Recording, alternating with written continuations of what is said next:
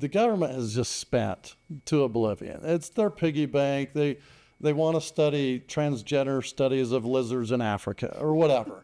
And money is just going to everybody's little pet project. This is like the George Soros playbook. Saul Alinsky's Rules for Radicals. Hillary Clinton did her master's thesis on Saul Alinsky's Rules for Radicals, and it is evil. Look, my son, he wants to buy a house, and I'm like, gosh, do I advise him to wait for the market crash, where everything kind of resets or whatever, then do it?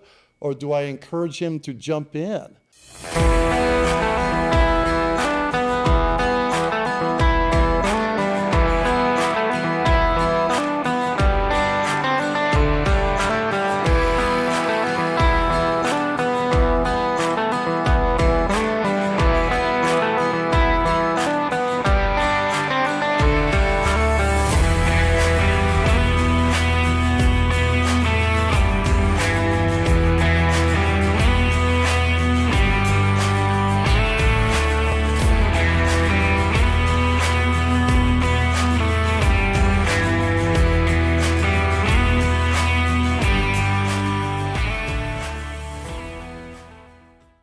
Welcome out to God and Country. I'm Uriah Kennedy, and this is Agrid Bettridge. We got a great guest on with us this week. This is John Taylor. John Taylor is announcing his campaign right here on our podcast. He's running for Utah Congress, and we're going to get a lot into this today. First and foremost, we want to again remind everybody to like, subscribe, hit that bell. As we've said in all our podcasts in the past, the big issue we've got right now is YouTube suppressing anything that is politically based. And we are only getting maybe 200 or 300 impressions on each video that we put out.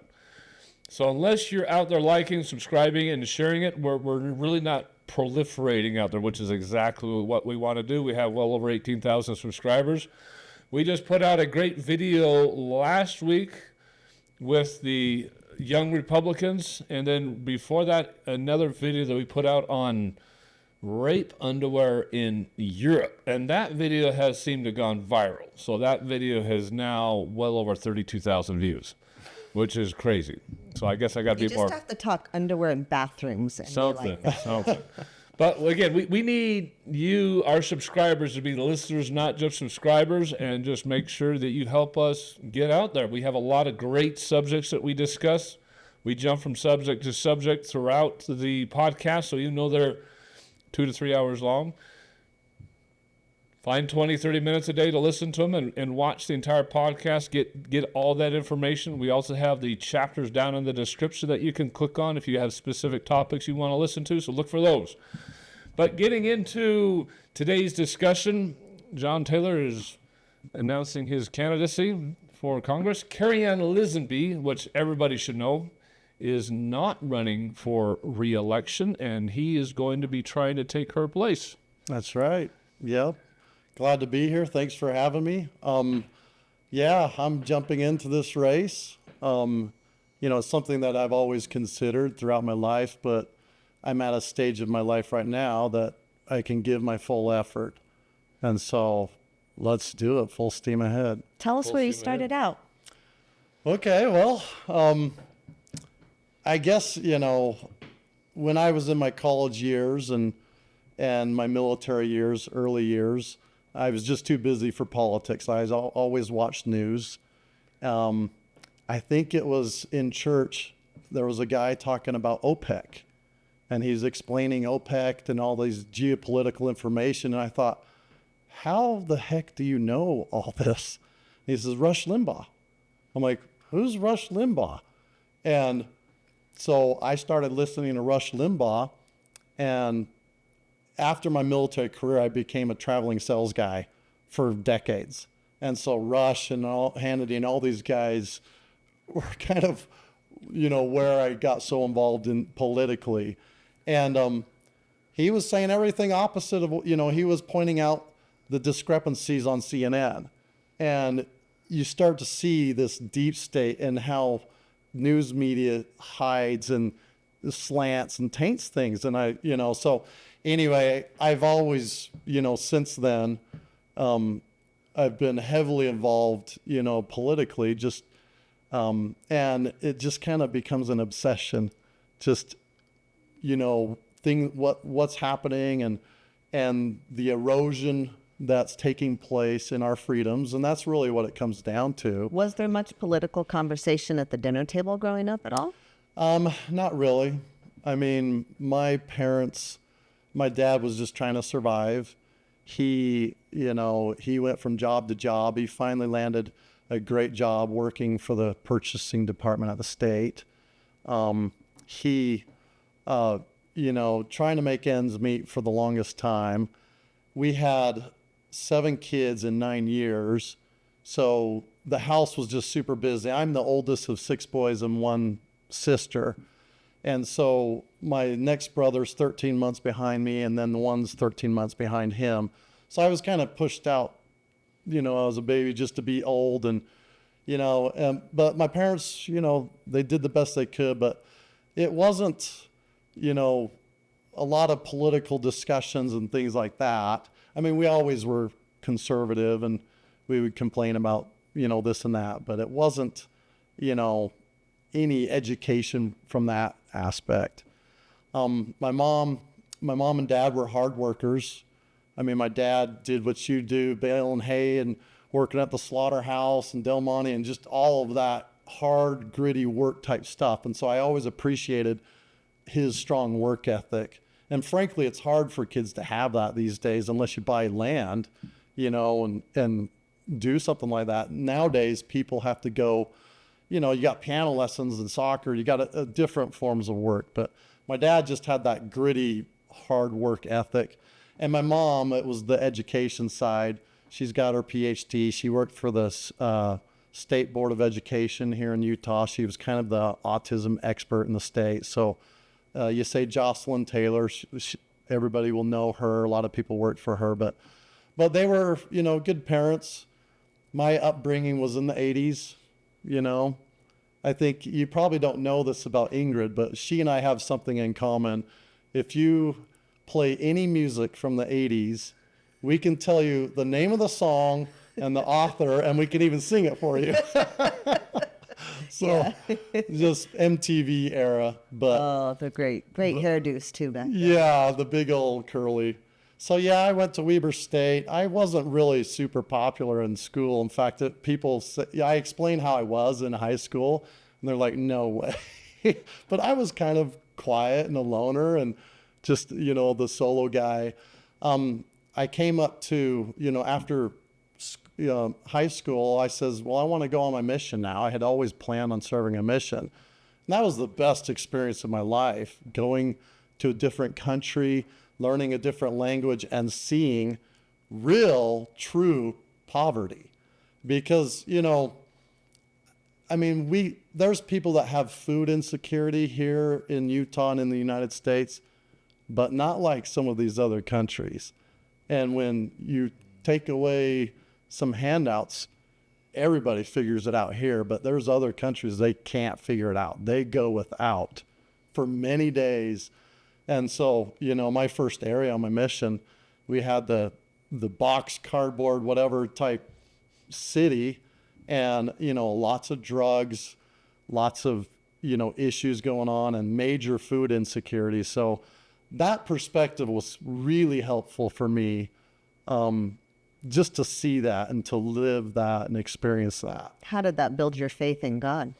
Yeah, that, great question. I mean, what built my faith in God was just this act of service, serving people.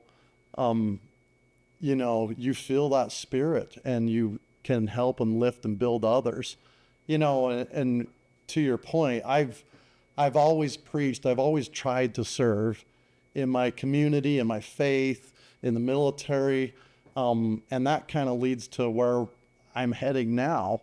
I'll be honest with you, I was a reluctant candidate coming into this when, when Carrie Ann announced, though, that she wasn't seeking re-election, I knew in that moment that I was probably going to be jumping into this race. I was tempted to do it when Blake Moore ran because I actually had more extensive resume than he did. But I had just been released as a bishop and I was getting a breather and I still had younger kids. And, it's about prioritizing where you serve. And for me, it was most important to focus on raising my kids and being there and serving in those different capacities. But when she announced, there was no excuse. I'm at a stage of life where I could do this 100%. Was your wife surprised or did she see it coming? A little bit of both. It was hard for her to warm up. She's got a real heavy calling in the church right now. And so I've been just supporting her. And I mentioned it and I've had to warm her up because it means a lot to me. This has been a real leap of faith where I thought, Heavenly Father, is this what I'm supposed to do? And I am prayerful about all these big decisions. And then as I'm praying and trying to get that feel, I'm just getting a sense that you should go forward in faith and not fear. When I look back at my life, everything I regret is something that I didn't do, like an opportunity I passed up on. And it was always based on fear.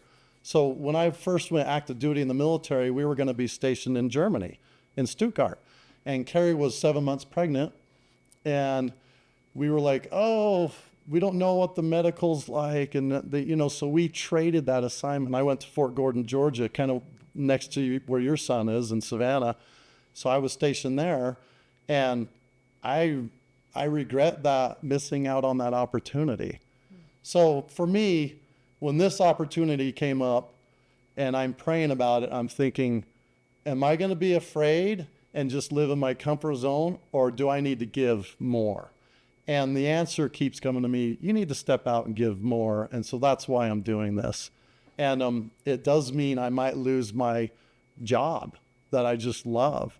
And that was what's fearful for Carrie. So that's why it was hard for my wife to warm up to it. But there's just been a lot of hints, I respect that because I'm friends with quite a few people who serve politically, and I think I am in the fear zone where I watch what they go through with lies in the newspaper, communities who believe what's said on the TV, dangerous situations they encounter. Death threats. And I get a little apprehensive for them. Well, I get angry when I'm around people who are like, all politicians are, have to write that whole Utah legislature, the whole whatever. And I'm like, you don't know these people. And you know what? I'd venture to say the majority of the Democrats who serve in that legislature believe what they're doing, are in there as people. Most of them, they're not in there to be nefarious, and they risk their lives. And I always joke with one of my girlfriends that what the newspaper says she makes, or you can look up on Wikipedia, and it's like a 6-figure salary that she makes as a Utah legislator. It's totally untrue. Yeah. She bought me lunch the other day, and I go, that's okay, you can pick up the tab. I said, I've seen what you make on the internet. But I really think people are ignorant. They don't understand that you're really putting yourself out there. You can make a lot of money putting that forth of effort and that much time in other areas. I mean, to me, I respect that. When you think about it, there's 3 or 4 reasons people get into politics and become a representative. It's either their own vanity, the attention or whatever, or it's for the money, but they don't make a lot of money. So it's more for the networking and the insider trading, tips that you might be able to get. Well, that would only happen in U.S. Congress, right? Utah State Congress. Somewhere. There's no advantages at Utah State Congress. I mean, you're getting there's nobody has some inside scoop. No, you're getting your $15,000 a year. You're probably spending $25,000. Most legislatures are going in the hole because they're just. Well, and then the other reason is you want to serve. And I met with the Speaker of the House just this last Monday, And he's like, we're unique because a lot of us have jobs and we want, we're here to serve. And idealistically, we want to help. And that's Utah's culture. There's such a service-oriented state where people literally want to help. And we might differ in our politics and our approaches, but just the fact that even the Democrats, that they want to make a difference in terms of what they truly believe in. And they're there to serve. You're not there to make money. And yes, you're putting yourself out there. Your life's on the line sometimes. You're at risk. Mike, Speaker of the House, was, talking about that. And, I told him some of the issues I might be potentially having with my work, how this might conflict and I actually might lose my work. And he says, John, I want to talk to your CEO, and he mentioned that he kind of has an initiative to get out there to employers that would communicate them to be benevolent and allow their employees to serve, because that's what we want to do. When I was in the military and I was deployed, one of my deployments, I had to go to Bosnia for 9 months, and my employer filled my position. But by law, they have to give you your job back, because I was in the Guard, now I'm active duty, and now I come back to nothing. So I had to kind of pull that card on my employer, and they made it work, gave me my employment back, and it worked out. But yeah, the speaker, wants that initiative out there, and he was talking about trying to foster that feel in Utah where employers can give people that. So, yeah. Well, the lucky thing is you do have a Utah employer, so they don't have much of an excuse. Right. There's a lot of people have outside of state employers where it's even harder. Yeah. They just don't care. Yeah. And I'm fortunate. Myriad's is my employer, and they're right here by the airport. But it's a great company. I absolutely love my employment, but I thought, the legislative session's long, 9 weeks, first Monday in January into March. But I've worked graveyard. I've worked hard and been able to do it, just even as a bishop. Well, even Trevor Lee's doing. I mean, Trevor Lee's does water systems and stuff like that. He did a water system in my own house. And so, yeah, So you got lives, and you're willing to, do extra. So that's what's hard, is you want good people in. You don't want those who are, seeking the fame or the career politician or bureaucrat. You want regular people who have been working a job and raising a family and stuff. And that's kind of how I have to go back to your comment about your mission, seeing poverty. And the one thing I see in this country is that just that entitlement attitude. People just say, well, you have it, give it to me, right? Yeah. Let's just tax the wealthy. Let's just raise the taxes on the businesses. Let's just take the money and just give it to me because I deserve it, because I'm a human being and I'm alive, basically, is all I'm saying, right? And then you go and serve a mission. I served my mission down in northern Chile, and I mean, you would see poverty. Real poverty. I mean, dirt floors, a mix between cardboard, some plywood, and sheet metal for your house. Toilets that you were shocked that they even had plumbing in the house, and it's... What a great perspective for a young kid right out of high school, growing up in, the blessings of America, but you don't understand the blessing. But then to go to one of those countries, seriously, and see that. I was pretty poor growing up. I mean, for the first 5 years of my life, from 0 to 5 years old, I mean, we lived in a trailer park. Yeah. And my parents were moving in from Nevada, and their parents didn't have any money, so they barely surviving as college students. My dad was a college student at BYU and just not surviving. So we lived in a trailer. Trailer park was scary. It's tough. Not a very clean, wholesome environment there. And then they started finally advancing a little bit, but we still lived in the poor areas of Provo. And so we thought we were poor. And going on the mission, I thought, I was poor because there's instances where we're buying stuff from DI just to go have clothes, or getting stuff from the Bishop Storehouse as young kids. And then I hit my mission, and man, lights came on. I'm like, you're like, this is for real. You were blessed. These guys were poor. Yes. And then you come home from that, and then I'm watching my daughter in college now, and my kids in college, and then she tells me stories of how they're bleeding hearts and, well, I'm not surviving and stuff like I that. don't I'm have the like, latest. I know.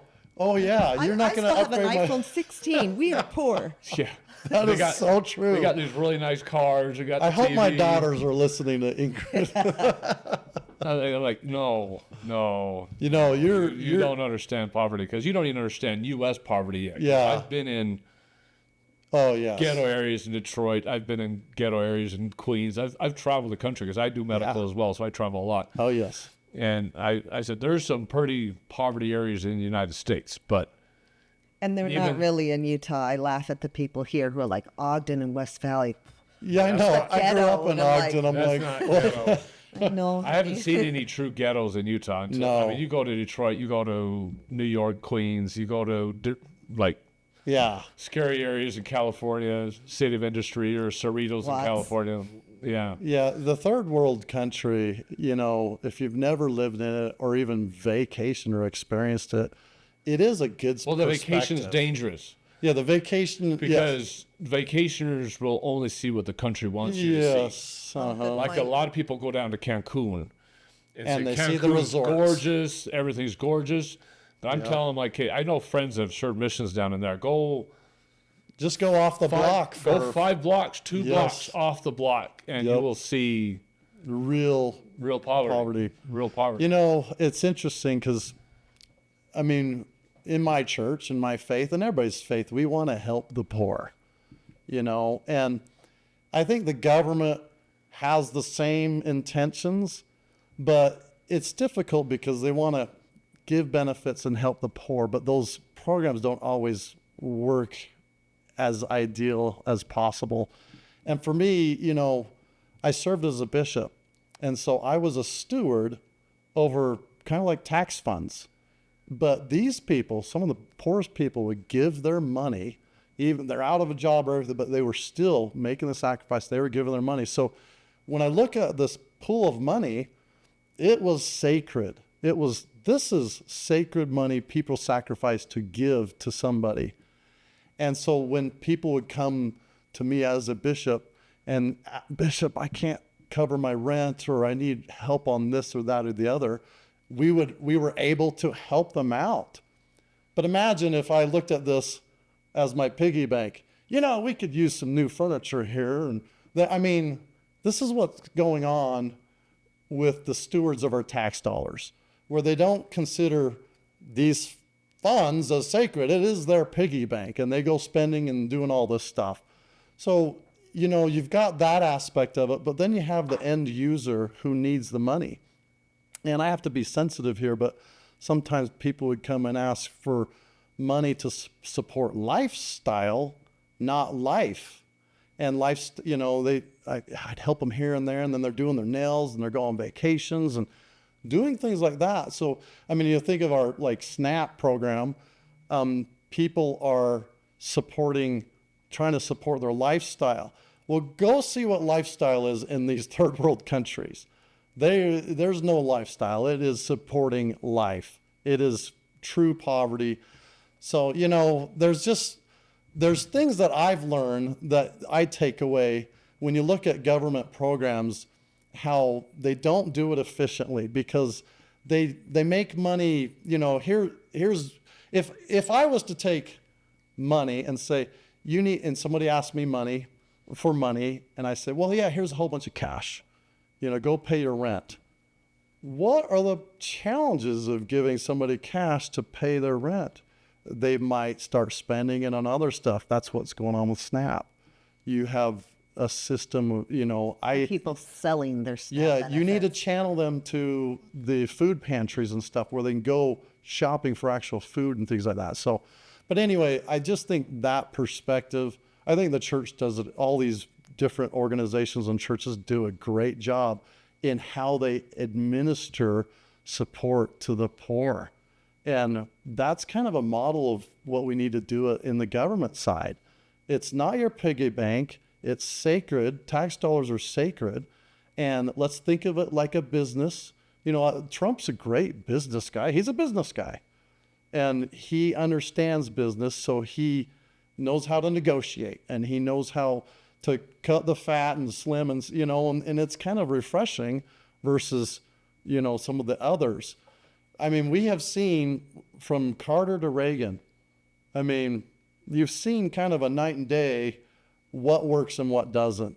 And then you've got from, Obama to Trump, and it's kind of a night and day, and then Biden to Trump. And you can see policies that work and policies that don't. So what's refreshing is when somebody has a different perspective and knows how to do things like a business, think of it like a business, then you're going to succeed, in it, because you're accountable to return on investment. How much of the responsibility, though, should be on the federal government to be dabbling in welfare? Okay, well, federal government and everybody has good intentions to help and fix things. But remember what Ronald Reagan said. He says, I'm the scariest words you've ever heard. I'm from the government and I'm here to help. And that's the tendency of the federal government. I mean, let's look at Governor Cox. He wants to, we have a housing affordability crisis going on right now, and he wants to help. And, he's good-hearted that way.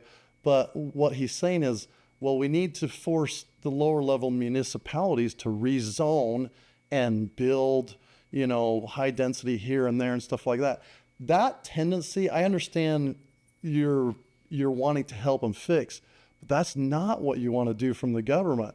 You want the municipalities to make these decisions because they're the ones living it, and their people are telling them, don't build this high density project right next to my suburban house. And you let there's things that the government can do, but it is never to overreach and impose. It just goes against it. So government, if you ever tell me, is the government too big? Yes, it is always too big. And we need to transfer power down instead of centralizing. So that's kind of the principle. I don't think Trump can look at the government outside of business, because that's all he's known his entire life is looking at this as a business. And so when he's out there saying, hey, we got to cut USAID, we got to send Department of Education back to the states, we got to cut all these programs, people are taking it personally and saying, no, this is personal attacks on us. And all he doesn't see that. It doesn't even faze him, doesn't even cross his mind, because all he's seeing is fat here, fat there. Right. If this was my company, this is how I would run it. This is unnecessary. Yes. That's unnecessary. We can cut here, we cut there. It's about getting leaner, increasing our profit margins, and that's the only way he looks at it. The problem you have on the other side is very, very entitled. Democrats, they're born entitled almost. And they have that entitlement mentality. When they get into power, now it's a power mentality. They're looking at SNAP benefits, they're looking at Medicaid, they're looking at all these different programs and saying, I can control entire populations with these benefits. Yes. I can have a permanent voter the more people I suppress and get hooked and dependent on the government. Yep. And that's all I care about, right? Is I just want my voter. I want buy-in votes. I want to stay in power, and the only way I'm going to stay in power is to create a problem and never solve it. Because if the problem ever gets solved, then they wouldn't vote for me. So what I'm going to do is I'm going to create entitlement programs. I'm going to create a problem, and then I'm going to project this problem, saying, no, the right's caused it, right's done this. Even though I'm the one that caused it, even though I'm the one not fixing it, I'm going to get the rhetoric out there that the right caused all this. The inflation, all that kind of stuff. No, the right caused all that. Yes. Well, that's the issue. These guys are Santa Claus politicians, where they Mandani, like, I'm going to give you free this and free that, and they play Santa Claus. Free everything is how they get elected. Then they end up becoming the Grinch that stole Christmas, because it's unsustainable what they're offering. Yet their voter base is like, oh, that sounds wonderful, free this and that and a free ride and everything, but it's not sustainable. So that, just like you said, they make these promises, but it does not work. But they don't care that it doesn't get fixed. People have to understand that. They don't care if they help you. They don't. Their interest is not in helping the poor. You're right. And they are flamboyant about it. And they're saying, no, we got to help the poor. These people are depending on the SNAP benefits. We have 42 million people on SNAP benefits. That is insane numbers. We should not have that many people in the United States dependent on that. And then we're finding out that a lot of that's going to all these illegal immigrants. Yes. A lot of it's going to all these Well, let me ask refugees that Obama brought in from Somalia and all these that are abusing it. And what if they just tell me what would happen. What if they just froze SNAP benefits for 3 months? Just, hey, we got to balance the budget. We've overspent, whatever. We are cutting it off. Literally, what would happen? We'd probably get in budget really quick. Yeah, we'd get in budget, but it's people like would also 60% of the entire U.S. budget. The entire U.S. budget is SNAP benefits and entitlement programs. Well, it's like a sacred cow. You can't do that because the poor. And okay, what would happen? People would figure out a way to survive. They're not going to starve. They would cut and they would do this. Okay, we're going to freeze it for 3 months. You got to figure it out. Then you come back, make them re-sign up, get the visibility for the illegals or everything, make them re-enlist into SNAP benefits, and then administer it differently. Not like vouchers and we're handing out, here's a bunch of cash and go spend it on frivolous things. Bring them through the food pantry system, just improve it. But you're going to have a lot of people become self-sufficient. Well, the problem is allowing them to have cash, right? Just giving them a card. And the day that they went to cards and just put SNAP benefits on a card is just the day that people just exactly they have no sense of responsibility. People with normal credit cards, and they've done studies between paying with cards or paying with cash. When all you spend is just cash, people spend significantly less money. When you have that card, it just doesn't register. Click. And when it's not your money, it's exactly 100 times worse, 1,000 times worse. It's just ding, ching, ching, ching. And then they look at the end of the month where some of these people are getting $3,000, $3,500 a month in SNAP benefits. Who spends Nobody's buying that much food. Nobody's buying that much food. No. I mean, it goes to other You can have 20 stuff. kids and not be buying that much food. That's my point, though. It's going to lifestyle. It's not going to the basic needs. I mean, Hey, this is Uriah Kennedy with the God and Country podcast, and one of the main reasons why I live in the Rocky Mountains in Utah is because there is nothing I enjoy more like getting out in the great outdoors. I absolutely love getting out there and camping, hiking, fishing, everything with my family. We do that every single year. Throughout the winter months, we're up there snowmobiling. The summer months, we're out there RVing or ATVing. We absolutely love it. It's the best time of the year we have together as a family. There's nothing like getting out there with the proper equipment. And we all know and trust Coleman since we were kids. Our parents, our grandparents have used Coleman for generations. They have the best tents, sleeping bags, coolers, cooking materials, and anything else you can possibly think of that you might need while you're out there enjoying the great outdoors. Please support our channel by going to the link in our description or scanning the QR code that's popping up on your screen and going to Coleman to buy all these needs. Whatever it is you can possibly think of, again, from stoves, tents, sleeping bags, coolers, any type of camping utensils, cooking utensils, fuel, whatever it is you can possibly need, click on the link in our description or the QR code that's popping up on your screen. Support the channel by buying any of this outdoor equipment at Coleman. We love the wide variety of products that Coleman has made over the years and how trustworthy those products have been. Coleman has a world-renowned name, something we've grown up trusting, and if you can think of it, they probably have it. So again, click on the link in our description or scan the QR code popping up your screen. Support this channel and keep watching. We all agree to take care of the poor and the needy. And we all feel a responsibility. Republicans and Democrats, that's not their platform. That's everybody's platform.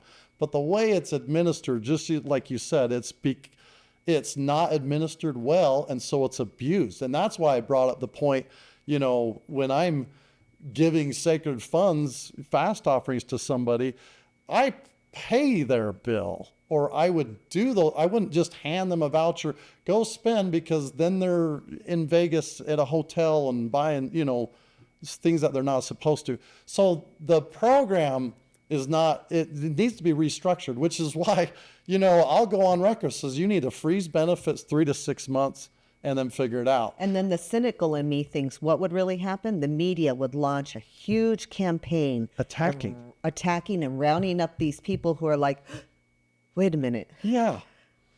And who knows? My kids haven't had a meal in Well, 3 so days. Revolt. I went through a hardship. I had a great job after the military, and it got downsized. I got laid off, and I went through a period of I had several different jobs, eat what you kill type sales jobs, where if you don't sell, you don't make any money. I had kids. One was on the way. I was trying to finish my master's degree at the same time.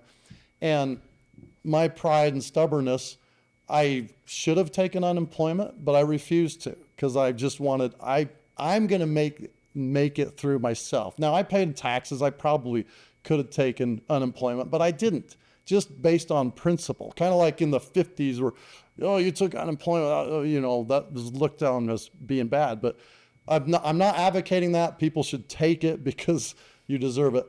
But then my bishop came to me and he offered money, and I said, no, we're going to figure this out. And during this time, we sold all our cars. I liquidated my 401ks. We ate all our food storage, and we were right down to the end. We're like, this is desperate. And then, I believe Heavenly Father orchestrates things how it's supposed to happen. And I just kept working my butt off and praying, Heavenly Father, I'm going to give all my effort and do everything in my part. Just take care of me. And he did. And that's when I landed, a great pharmaceutical sales job. And it was just a huge reprieve and blessing. But what that was preparing me for was this church calling, which now you can relate. Now you know what it's like. And I really could. So when people need to come, it's hard. Welfare is the hardest thing for a bishop by far, because sometimes you have to cut people off and they get mad and it's hurtful, but it's helpful. So it's this process of helping them, give a fish versus feed them fish, teach them to fish versus feeding them fish. It's this process of helping them become self-reliant and better. So, well, welfare suppresses people. It suppresses self-esteem. It suppresses work ethic. It creates ghettos. It creates boredom. And that's what you're seeing in a lot of the black community. You're now seeing it in the illegal immigrant community, the Latin community, where the Democrats are purposely suppressing them because they know what it does. Yes. Makes them dependent, and now they got that permanent voter, which is exactly what they want. And it's hard to have the mental capacity to get yourself out of that, because now it becomes generational. Mm-hmm. Where parents are on food stamps, specifically telling their kids, I don't want you getting a job. I don't want you making any money, because if I bring any more money into this house, they're going to kick me off. Yep. I don't know what to do there. And it's just this mentality where I can't. Yes. Where I don't know how to get a job. I don't know how to become better. And it really becomes debilitating, where they honestly do not even have the self-motivation enough to even know that they can. They honestly don't believe that they can. And that is incredibly debilitating. Yeah. That paradigm never changes, too. And it hurts them more than it helps them. And now you're having an educational problem because their kids are growing up living on the streets. Parents don't promote education. They don't promote work ethic. And then the gang violence increases, the poverty increases, and now you have these projects. And then you have the housing problem, right, where people are saying, I don't want to have high-density housing because all that does is brings crime and problems. Yep. That's all it does. They're not most people that are against high density don't care about the traffic. They don't care about how many people are there. They care about what it brings. You bring high density, you bring poverty, you bring crime. And it lowers your property value. And a lot of people say that, but most appraisers differentiate. I was a home builder for 10 years. So it depends on location. You can have an apartment complex right next to $5 million homes, which I know places that have that. And it doesn't change. It doesn't change the property values at all. Yeah, the perception is that it would. All it is people don't want to drive through that. Yeah. Because of what it turns into. All that denies you of something even greater, though, because it denies you going through that growth Like going through that hard time and fighting to come out of it and having to rely on God. Yes. What does that do for somebody? I mean, the church, and every church tries to teach this independence model. But when you look at this, so you're right, what you said about the self-esteem, it really hurts somebody's self-esteem when they're not working, when they're taking a handout and then they become very comfortable, but they're not really earning it in any way. And how do you fix that? Imagine there's all these businesses and they're struggling. But imagine if you were taking government handout or SNAP benefits, but then required to go help, Arctic Circle, and earn that somehow. Now all of a sudden you're helping an employer, you're taking a handout from the government, but you're helping a business, and you're networking, and your confidence is going up. So if there's a way to get people or require them to earn what they're taking, it will help. They can network, they can develop different skills. Maybe the construction project down the street, I need a couple framers and I don't have guys and they're sick or that, and somebody's taking a benefit. If we could, imagine them structure, say, hey, you took this benefit, go work for these guys. I mean, I've thought of that many, many times. It's a program I would hope that people would implement. Instead of giving people cash, and a lot of these people are looking for jobs become unhireable because they have no job experience, they have no education, and employers just will not hire them. And so they go out looking for the jobs, especially the homeless that try to get an interview. They don't even have the clothes to show up to an interview. They just don't have this capability. They can't give an address. Can't give an address. If the government would go to the employers and say, we're going to pay their salary, the entire thing. Yeah. Just report it like you normally would. Instead of you giving the paycheck, we will. Mm-hmm. And let's get them some on-the-job experiences. People will get hired. If I had free labor, literally labor that's getting paid by the government, if I had free labor and I was an employee, I'd be hiring them. You would, and then crazy. They're learning this trade. They're and then you can hire them in. Yeah, they learn, they grow, but most importantly is just the confidence. I used to look at these people, I'm like, the confidence is just completely gone out of their eyes. They just don't have it. They don't have the work ethic. They don't have the confidence. Serves as a working interview too. I know when we have interns from the high school, there's often one that I'll be noticing the work ethic. Yes. And I'll snatch her right out of high school. You'll see the self-esteem change, the complete demeanor change. All of a sudden, like, I did that. I did that myself. We had, again, we referenced Erica Schulte that we had a couple weeks ago, and she's got the Warrior Risen Ranch down there. And she comments about how she gets warriors onto the ranch and gets their kids. Her kids are just depressed because dad got hurt or dad's dead. And just, I won't. And she just assigns them a service project where they're doing hard ranch labor. Literally. And she says the lights go on, self-esteem goes up, and they did nothing but bale hay or build fences all day long. Work is so valuable for mental health. And I'm in the mental health space. That's what I do. So I call on all the psychiatrists and doctors and, represent a test that helps them with medication. So I visit all of these ranches, and they all have programs that it's about giving the kid perspective and confidence. Go work, do manual labor, and the confidence that comes and the self-esteem. And these are the programs that benefit. This isn't forcing them to do labor. This is helping them build their confidence. But what people need to understand, interviewing is hard. Most people get jobs through networking. If you're working on a construction project because you took a handout from the government, now you're working here and the employer sees you and likes you and hires you, it is about networking. So interviewing is really tough because you're a blank slate. I don't know you or whatever, but being able to work and help companies that might be struggling and want free labor and stuff, now you're networking, now you're meeting people, now you're out there. It literally could, facilitate benefit for helping them get back into the work force. And what more than work lets you see the fruits of your labor? At the end of the day, you're building a fence. You can see that fence and what you were capable of and that you did. Yeah. I mean, so these programs, we have good hearts and good intentions, the politicians do, but the skill set to administer these is flawed. It's just Well, broken. I don't think it's not necessarily skill set. I think it's the motivation on either side. So Republicans are, let's teach them how to fish. Let's don't give them Yes. the fish, right? You're right. Democrats are, I want dependency. I want a I want permanent votes. I want votes. I want a permanent voter. And so then the two clash. Yep.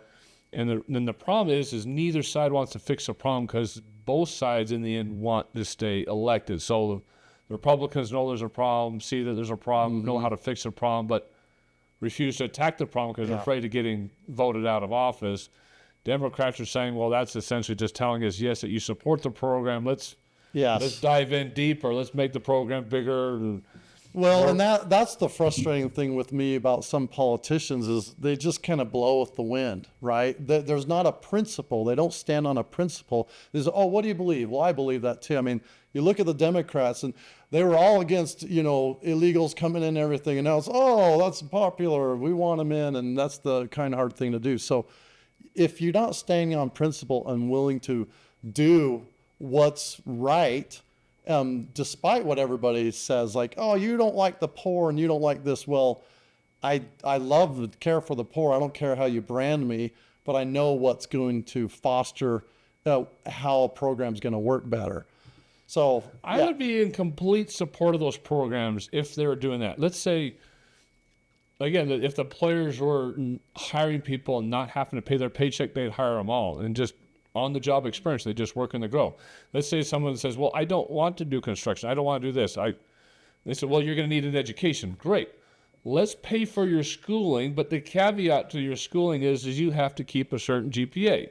Yes. As long as you keep the GPA, we'll just pay for your schooling, and then you'll get the education. Guess what? You'll get a job, and you'll be off the assistance. Yeah. You're no longer dependent on society, right? Uh-huh. You want to become an IT expert. You want to become a computer program. Great.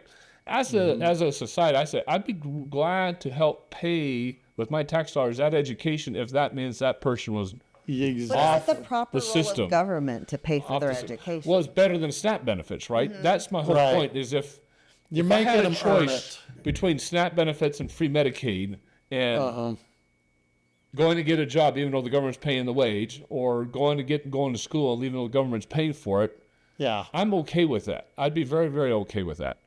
And just getting them off the program. But that would build self-esteem, that would build work ethic.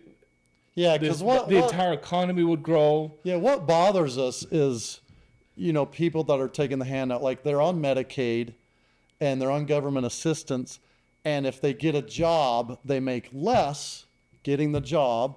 So they don't get a work so that they can stay on the government assistance. And I that's, go get a job making $2,000 or $3,000 a month, and government assistance already giving me $3,500 a month. so the government assistance, you got to have a sunsetting type factor in it where you're going to have this much assistance for this long, and then it's going to scale back less and less, and you have to start. Because right now, like my daughter, she's unemployed, and she's, she just had a baby, so she's not really actively looking, but she is taking some welfare, the unemployment benefit money, and she just has to submit. Oh, I applied for this many jobs, but a lot of people are doing that, and it's all fluff. Yeah. So you've got to do more than you can't just require them to apply for jobs.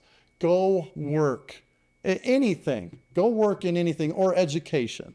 Go do that, and that is how you earn your government assistance. Yeah. Versus, Even if the government's paying the full paycheck, I'd be okay with that. and we As would long as you're all earning be it. okay with that, because now we're like, you're not freeloading, like you're actually doing something. I am more comfortable that you're taking government assistance versus just sitting there doing nothing. Yeah. And it's not turning into generations. It's like, well, my mom was on food stamps forever. She was a single parent. My dad was never around, right? Well, I got to be on food stamps. So, Yeah. and it's Well, 4 generations of it. Bottom line is, we have, the government has just spent to oblivion. It's their piggy bank. They want to study transgender studies of lizards in Africa or whatever. And money is just going to everybody's little pet project. And that's how it works, we've got these bills and we add this and buy your vote and buy their vote. It's horrible. I mean, if we could have just a single line bills, you pass this, that'd be way better, but that's not the way it works. So money, when you hear of what money is being sent to, let's land, $600 million on the tarmac and let Iran take it or whatever. It's infuriating because people are dying with the inflation. The value of our money is just tanking, and it's only going to get worse because in fact, the government is about to go back into the quantitative easing. This is policy. They are going to move back to quantitative easing on December 1st, where they're going to expand the balance, the books, which means the stock market will become bullish. People are going to start investing, but the government has to continue to print money to sustain that. So it will mean more inflation. So it's the sneaky way to take your money, where the government, it steals your tax. You say taxes are bad. Well, the bigger theft is the inflation. Spend to oblivion and then print money. And now your $10 is only worth $5 of buying power. Now it's only worth $250 of buying power. And honestly, the only way the government can get out of this mess is literally that. Throw it into crypto, put it up in a cloud, and devalue the whole thing and leave all of us holding the bag where, well, my 401k is like literally worth nothing now. It's Venezuela, hyperinflation. And that's kind of what we're trending towards, which is why the housing market is just so difficult. My son, he wants to buy a house, and I'm like, gosh, do I advise him to wait for the market crash, where everything kind of resets or whatever, then do it? Or do I encourage him to jump in? I think, they're probably going to lower interest rates in December again, and that's going to trigger, this buying. But this is the game the Feds play, back and forth, manipulating, sustaining the market. But we're in difficult days, and these kids just can't afford houses. So he lives in my basement with his wife. He's going to go into the military, his officer's basic course, and then he's going to come back and he wants to buy a house, and I don't know how to steer him. But yeah, we have some real challenges. Well, the interesting thing about that is going back to high density housing. So let's say that our Governor Cox went and made a whole bunch of high density housing. The problem is there's no regulations on who can buy that high density housing either. And you got BlackRock and Vanguard, who is buying up the vast majority California.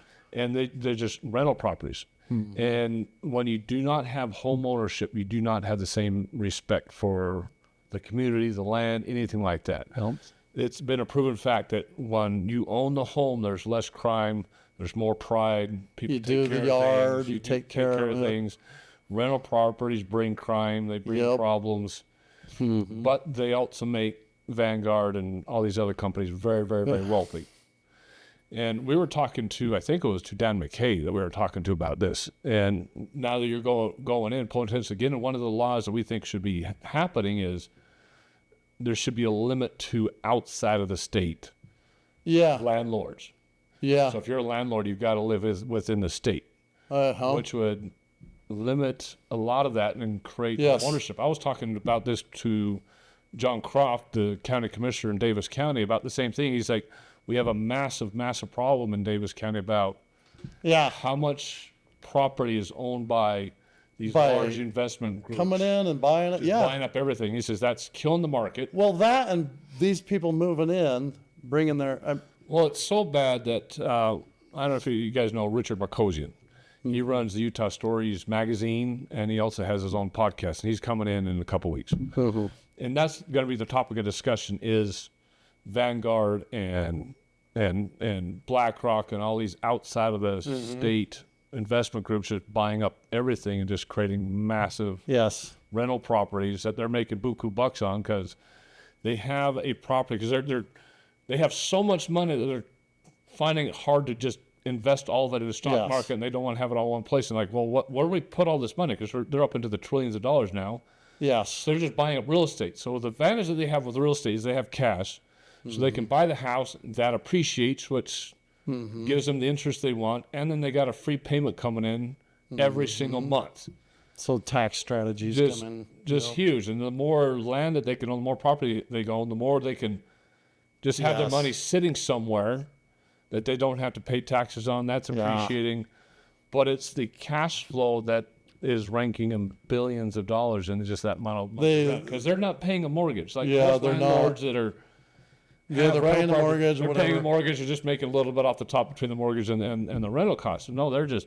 Well, and that's the challenge is we've had just such tremendous growth. I mean, we're barely keeping pace. And when these outside investors come in and do this, California, they can afford it. And it has driven up the housing prices. So when demand is low and all, people are like being outpriced. And so we went from, I think we're dead last in the nation for housing affordability right now. And we used to be like third or fourth. Not too long ago. So you're like you said, these outside investors, and that's just one aspect. What makes me nervous is, these blue states moving into the red states and trying to run for office. And I'm like, you probably should have a law where you live here 10 years before you can even run for public school board or something. More dangerous is these blue states coming into these red states and then registering Republicans. Yes, exactly. And they're not. So have you ever heard the term gong farmer? So you probably, this will probably jog your memory. My brother-in-law, Nathan Stevens. So he's from Britain. Yeah. And, and in history, these monarchs, they have multiple castles, right? And the whole household would go, and he was telling me about this the other day, but the household would go live in the castle. And they would use it, and they would poop and peep and, all that stuff. And it would get so stinky that then they would have to just move the whole household to the next castle, the next house. And that's what they do. And the gong farmers would come in, and they were the pooper scooper type guys. And if you ever talk about dirty jobs, they had the worst jobs ever. They had to clean out all that crap. That's what is happening with red states and blue states. We've got, literally gong farmers where blue state people are coming in and then wanting to bring their policies. They want to up their house and move here and do the same thing and just bring in, bad policy and the messes that it creates. I look at it as, if you're going to come to our state, I literally think there needs to be a legislation passed, like you just can't run for anything political for 5 or 10 years because we just don't want your policies. They don't work. But that's what's happening. It's the same thing with illegals too, because that's what's happening there. Is you have people coming in from South America, all over the world. They don't understand capitalism. They don't understand a free market. They don't understand freedom, period. All they know is what they've known in their country. And it's a literacy thing. They literally don't know anything else. And so when they come here and they said, okay, these Democrats are pushing because we want voters, so let's figure out a way to get these guys voting, even though they're illegal. And all they know is socialism, or all they know is dictatorship. Well, I'm comfortable with that. I know what that is. Let's vote for that. And we've seen this play out in Europe. They've just let all the Muslims come in, and now they're implementing Sharia law, and they're catering to them and all that stuff. It doesn't work. You're losing your sovereignty. We've had that same experience. I have a lot of friends that are Hispanic, and I'm sure some of them are legal, but others that are legal, and even the ones that came in, and got residency, and they went through that process, they aren't appreciative of those who came in and just skipped the process. They're not visible. They're going to the ER. They're racking up our tax dollars, but they're dealing and everything's under the table. They don't pay taxes, and so this is a challenge where we care about this community, not the felons. They need to be first ones deported, but we care about these people. But there is the law and there is the rule of the law, and you can't pick and choose which laws you're going to obey and which ones you're not. If the law's bad, change the law. But the law is the law, and when you come in, you've got to, if you're going to live here, come through the system. Now, I know the process of becoming, a citizen is kind of bureaucratic And and a little also bit needs to difficult. be And we do need to fix some of those things, because I understand, like, if I live there and I'm struggling and I can go to America and make a ton of money and send it home and help, I probably would do the same thing. People, they're just But you're trying to accepting survive. the risk of if you're skirting But the law, yes, you may be yes. caught in the crossfire. Exactly. So It's not like we're against immigration. The problem is the educational process. When you come through legally and you have to go through the green card and U.S. citizen process, there's a whole learning curve there where you learn what World War II was, what World War I is, what Vietnam was, what the Iraq War was, what Gulf War was. Yeah. And you learn about all these people that fought and died for our freedoms. You learn what the Constitution means. There's an appreciation that grows there, and all of a sudden you have this massive respect for the country and the people that are here. Mm-hmm. If I just come across the border and just start planting my seeds here, and my only education is the socialism I was back in my home country, there's no Exactly. learning process there at all. There's no respect. There's no appreciation.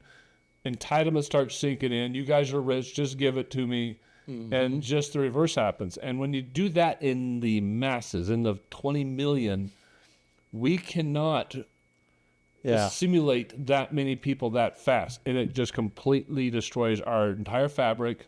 Yeah, it's not As sustainable. much as they love to say that these people aren't voting, we all know that they're voting. Because the one thing that Biden did do was start handing out Social Security numbers to everybody. And the second you have a Social Security number, you can get an ID. And then most of these blue states do not require IDs, don't require anything to register to vote. So all you need to do to register to vote is have a Social Security number. Yes. That's it. And he was handing them out like candy. Within 2 weeks, it was his policy within 2 weeks of arrival here that you had a Social Security number.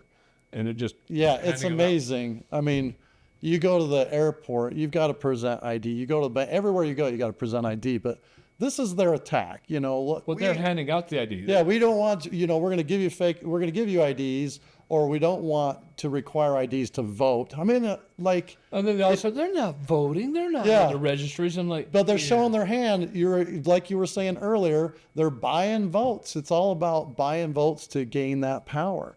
And I mean, the common sense of this, you need to have identification to vote. You need to prove that you're a citizen to well, vote. they spin it so bad that nobody believes it. When you say that, look, they're all registered to vote, they're all getting food stamps. They say, I've had it in my own comment section, comment after comment after comment. The illegals aren't voting. They're not getting stamps. That's against the law. They can't do that. I'm like, hogwash they are. Hogwash they are. They're all We've voting. seen it. Show me the I've seen proof. it personally because, like Yes. you, I mean, because I started my mission. My wife's Colombian. I'm in the Latin community. I just am. I know. a lot. Yes. I worked construction for 15 years. So a lot of those guys work, A lot of my employees, I fully admitted, were illegals, and they worked hard. But I knew exactly what they're doing. I knew, and they'd give me Social Security numbers. I'm not paying you any of that social. I know that's fake. Right. I'll just give you some cash. Thanks for working. Yeah. Right. And it's just the way it is. And there's a whole black market of Social Security numbers. It's bad. Well, and that's why the pain is like President Trump's, now ICE, and we're enforcing the law. And the optics look, it's difficult, but the media is spinning it, They went into a daycare. Well, look at what really happened. They weren't even part of it. They're by it, So everything, all the branding and all the selling for the narrative from the liberal left side, it's all fake. It's not reality. It's out of context. Because we're deporting their voters. We're deporting their control. And we've pointed this out from day one of this podcast, that when Trump got into office, they lost Congress. So they lost the House, they lost the Senate. They don't have the Supreme Court. Trump is trying to get rid of their deep state as fast as possible and getting rid of their cash, because they don't have USAID anymore. All these other subsidiary programs are disappearing. Because the Democrats knew that even though Congress might be gone, the House and Senate might be gone, they may not have the White House. Well, guess what? I have all my deep state employees. I'll just funnel some money, drop it in a bank account, call them, hey, I need this program to go forward. Right. Money's in your account, just carry it forward, right? I need all these illegals to have SNAP benefits and all this kind of stuff. I need your workers there at this health facilities, your county health facilities. I just need them to start approving people. Just start handing it out. It's And you part of have their all these playbook. bleeding woke liberals that get the jobs at the county health facilities. They're handing out the SNAP benefits, and they're the ones that not requiring anything. Yeah. Oh, I know you're illegal. They know they're illegal. It says, well, I'm gonna. But see, this is Don't worry about it. I'll prove you anyway, right? this all follows their playbook. This is like the George Soros playbook. Saul Alinsky's Rules for Radicals. You know, Hillary Clinton did her master's thesis on Saul Alinsky's Rules for Radicals, and it is evil. It is how to overwhelm a system to overthrow, make changes, you know, create a disaster, never let a disaster go to waste, you know. So you overwhelm and flood the system and destroy it, then rebuild it how you want. And that's their whole intent. What they're doing. I mean, it's literally, Well, they're all but coming right out and saying is we have to completely destroy the entire fabric, or else I can't reconstruct it under absolute socialism. yes. Single party state, single party control. This is why you always have to go back to the fundamentals of the intent of the Constitution, the Founding Fathers. And these guys created this document. I mean, they locked themselves in the room for all through the summer. It was super hot, and they fought, and they fought and fought, and they had to bury their egos, and they had to come to a consensus. But it was a divinely inspired document. And so anybody who wants to degrade or change the intent and the purpose of the Constitution, that's evil to me. And what you're saying to me is you're smarter than God. You know better than God, because I truly believe the Constitution was founded by the inspiration of our founding fathers, and they will all say it was divine providence. It was an act of God. Talk about branding. What are they trying to do? Paint all these people as evil, come up with all these stories about the individual founders Yes. that are not true, and they buy it hook, line, and Yeah. sinker, and it's And so frustrating. And the thing is, they're men. They're not perfect. They messed up here, and you know, Donald Trump's messed up. Everybody's messed up, but that doesn't mean the document that they created, which created the most successful experiment in the history of the world. I mean, 150 years ago, you weren't driving cars and flying airplanes and all the blessings of technology that has come because of the free market system and the Constitution. Nothing is better. But to me, it was divinely inspired. You can read it when you study the founding fathers. Yes, they were flawed men, but it came about that way. So like you say, attack them, attack the Constitution. They're trying to degrade it. The nation evil, and then we'll This make is good socialism versus palatable. evil. Just redo it, the whole thing. Yep. Because they have to destroy what's out there. If they can't destroy it, they can't rebuild it. And they Exactly. want plain socialism. That's what they want. I want to be in control. I know better than you do. I'm going to tell you what to do and how to do it because you don't know any better. Yeah. You're too dumb and naive to make good decisions. We're going to do it for you. You know, and that's it's what they want. It's working because, you know, when you've got a media that completely sells you on this narrative, this is why the Constitution is going to hang by a thread. This is why history matters, why you teach it to illegals coming in. Like, you need to understand the history and why we came about. That's the point of that. We do not want to change or degrade it. So, you know, this is the struggle. I've always said, if you want to understand somebody's politics, there's one question you ought to ask every single politician. Where do you get your media? Who do you give credibility? What media news source do you watch? Is it CNN and MSNBC and Rachel Maddow and all that? Or and even conservatives? I'm conservative, but I watch all liberal media. Well, I'll tell you, you're not getting the full story. You're getting a complete slant. They've been able to create such hatred in President Trump, just unprecedented hatred. People from my faith, just hate him with every fiber of their being. And I'm like, he's not perfect, but I'll argue that he is divinely installed to where he is at today. I mean, look at Trump's life. So Trump became the pinnacle of success in business. I mean, nobody has branded their name better than Donald Trump. You play cards, the Trump card and everything, you know, his name is better branded than any name ever. So he reaches the pinnacle of success in business. Then he goes to Hollywood, and then he reaches the top pinnacle success in Hollywood. He's got a star on the Hollywood Walk of Fame or whatever. Then he becomes the most powerful political person in the world. The president of the United States is always considered the most powerful person in the world. And he does it twice. And Even as the president of the United States, there's never been a Republican leader with as much power as he had. Not even Ronald Reagan. Exactly. As the populace that he has. His polling just came out of his published support. He's still sitting at 53, 54% approval rating. And people are like, that's only half. I'm like, no, you don't understand.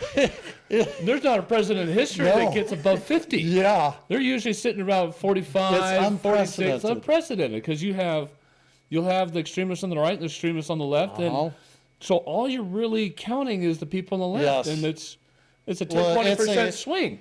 And if you can get anything above 50, you're pretty successful as a president. But if you're sustaining 53, 54% approval rating? Yes. Well, and you look at what he's done on the world stage. I mean, I am just incredibly impressed with the resume that he's done. This just the peace deal in the Middle East. I mean, I was deployed to Saudi Arabia, and I was a military intelligence guy. I know this world, and credit to Jared Kushner and some of those guys too. They, with their business deals, they were able to put this peace plan together and have the hostages released. If you look at the Jews, the Jewish community and what they think of Trump, they've got a coin with King Cyrus and President Trump on the coin. You're like, what is this? What is this big deal? Yeah, it goes back to prophecy when King Cyrus, he let the Jews rebuild and come back into play. Trump, when he came to office the first time, he made Jerusalem the capital of Israel and brought the American embassy into Jerusalem. Said this is the capital. So he recognized it, and that was such a monumental event.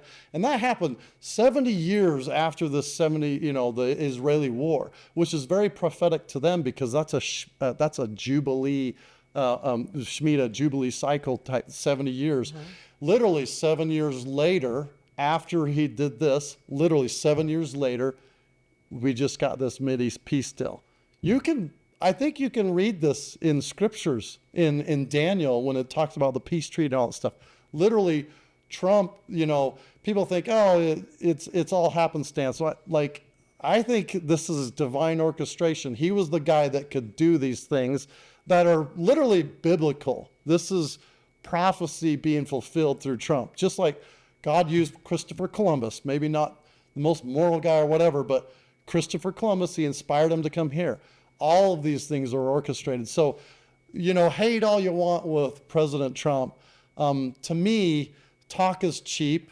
You can malign his character and everything, and I get it. He's bombastic, he's narcissistic and all that stuff, but results matter more. And action speaks louder than words. And he has created results that have just been incredible. Well, those qualities in him is what made him what could be used to create this, because it couldn't be somebody who could be bought. It couldn't be somebody who was... Could be someone who could be threatened, maligned. Yes. Mm-hmm. He doesn't care. Yes.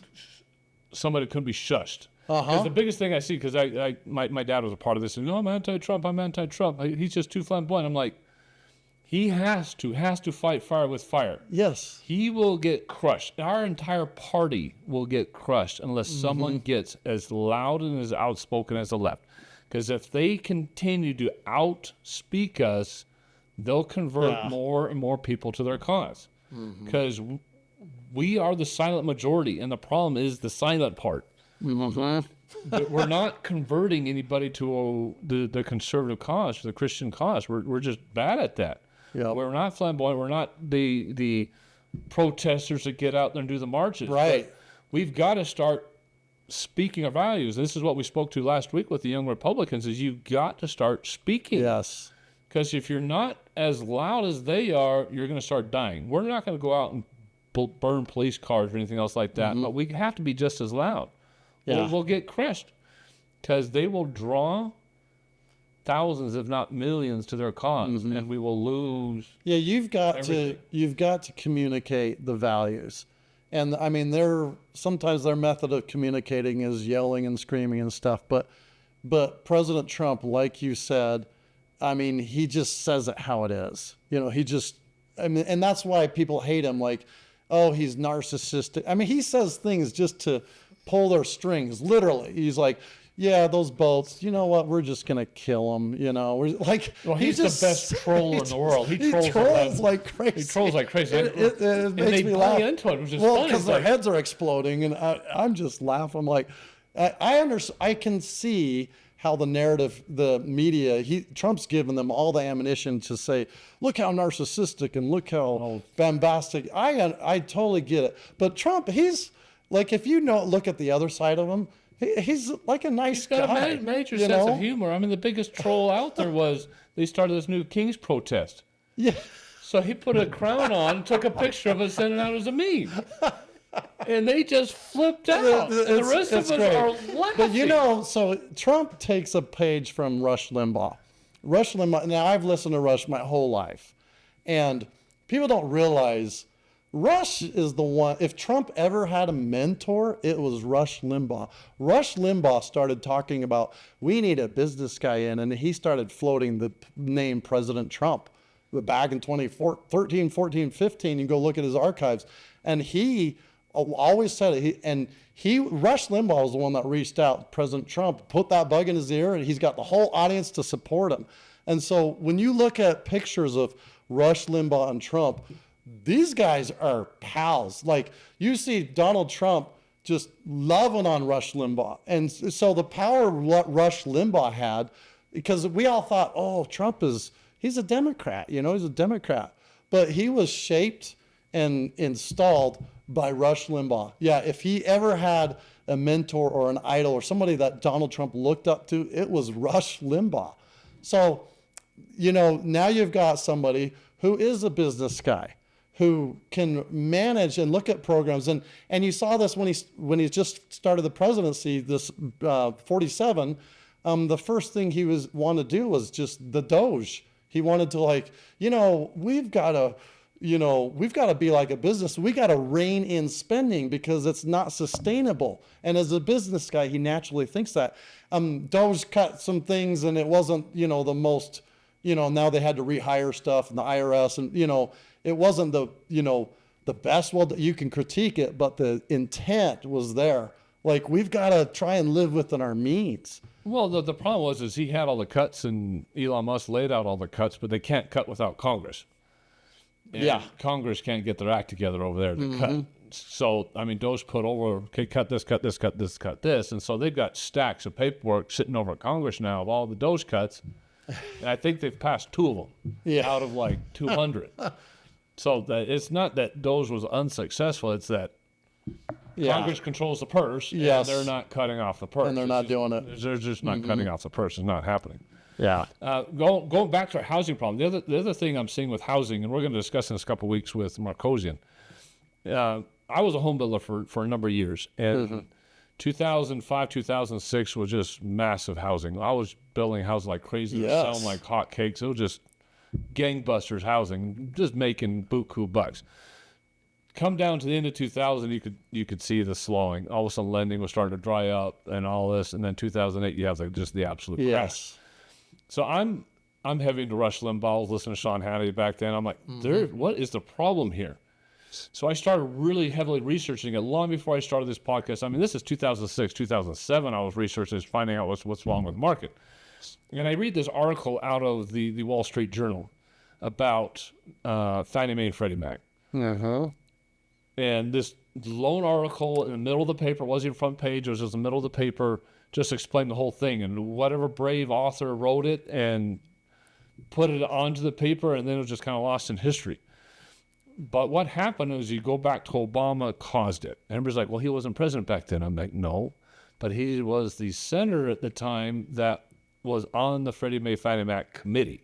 Oh, interesting. I didn't know that. Freddie Mae Fannie Mac committee. And he put forth legislation back in the Clinton-Bush area that Freddie Mae and Fannie, or that it was the Low-Income Housing Act or something like that, where the lenders had to start taking subprime credit. There was a subprime credit thing where Right. we need to have You're going more- to take bad loans. You You're need going to to- give everybody a loan, even though your yeah. credit sucks. Exactly. He says, we need to start promoting more home ownership. All these poor people need to start getting homes. So you need to start approving low-income housing. And so you can look at the credit, but you got to start proving less approvable income. So they came out with all the stated loans. Stated loans shot out the roof. Where you just state your income. You don't even have to prove it. Yep. And then there was the balloon loans that just Yeah. shot sky high. That But became a big then, old thing. then they would take all these loans and they would package them and then resell them. To Freddie Mae and Fannie Mae. Yes. And that was a part of it. Is the part of the legislation, he sent forth two bills. One was to force lenders to do subprime lending, and the other one was to force Freddie Mae and Fannie Mae to buy up all the loans or to guarantee them. Yes.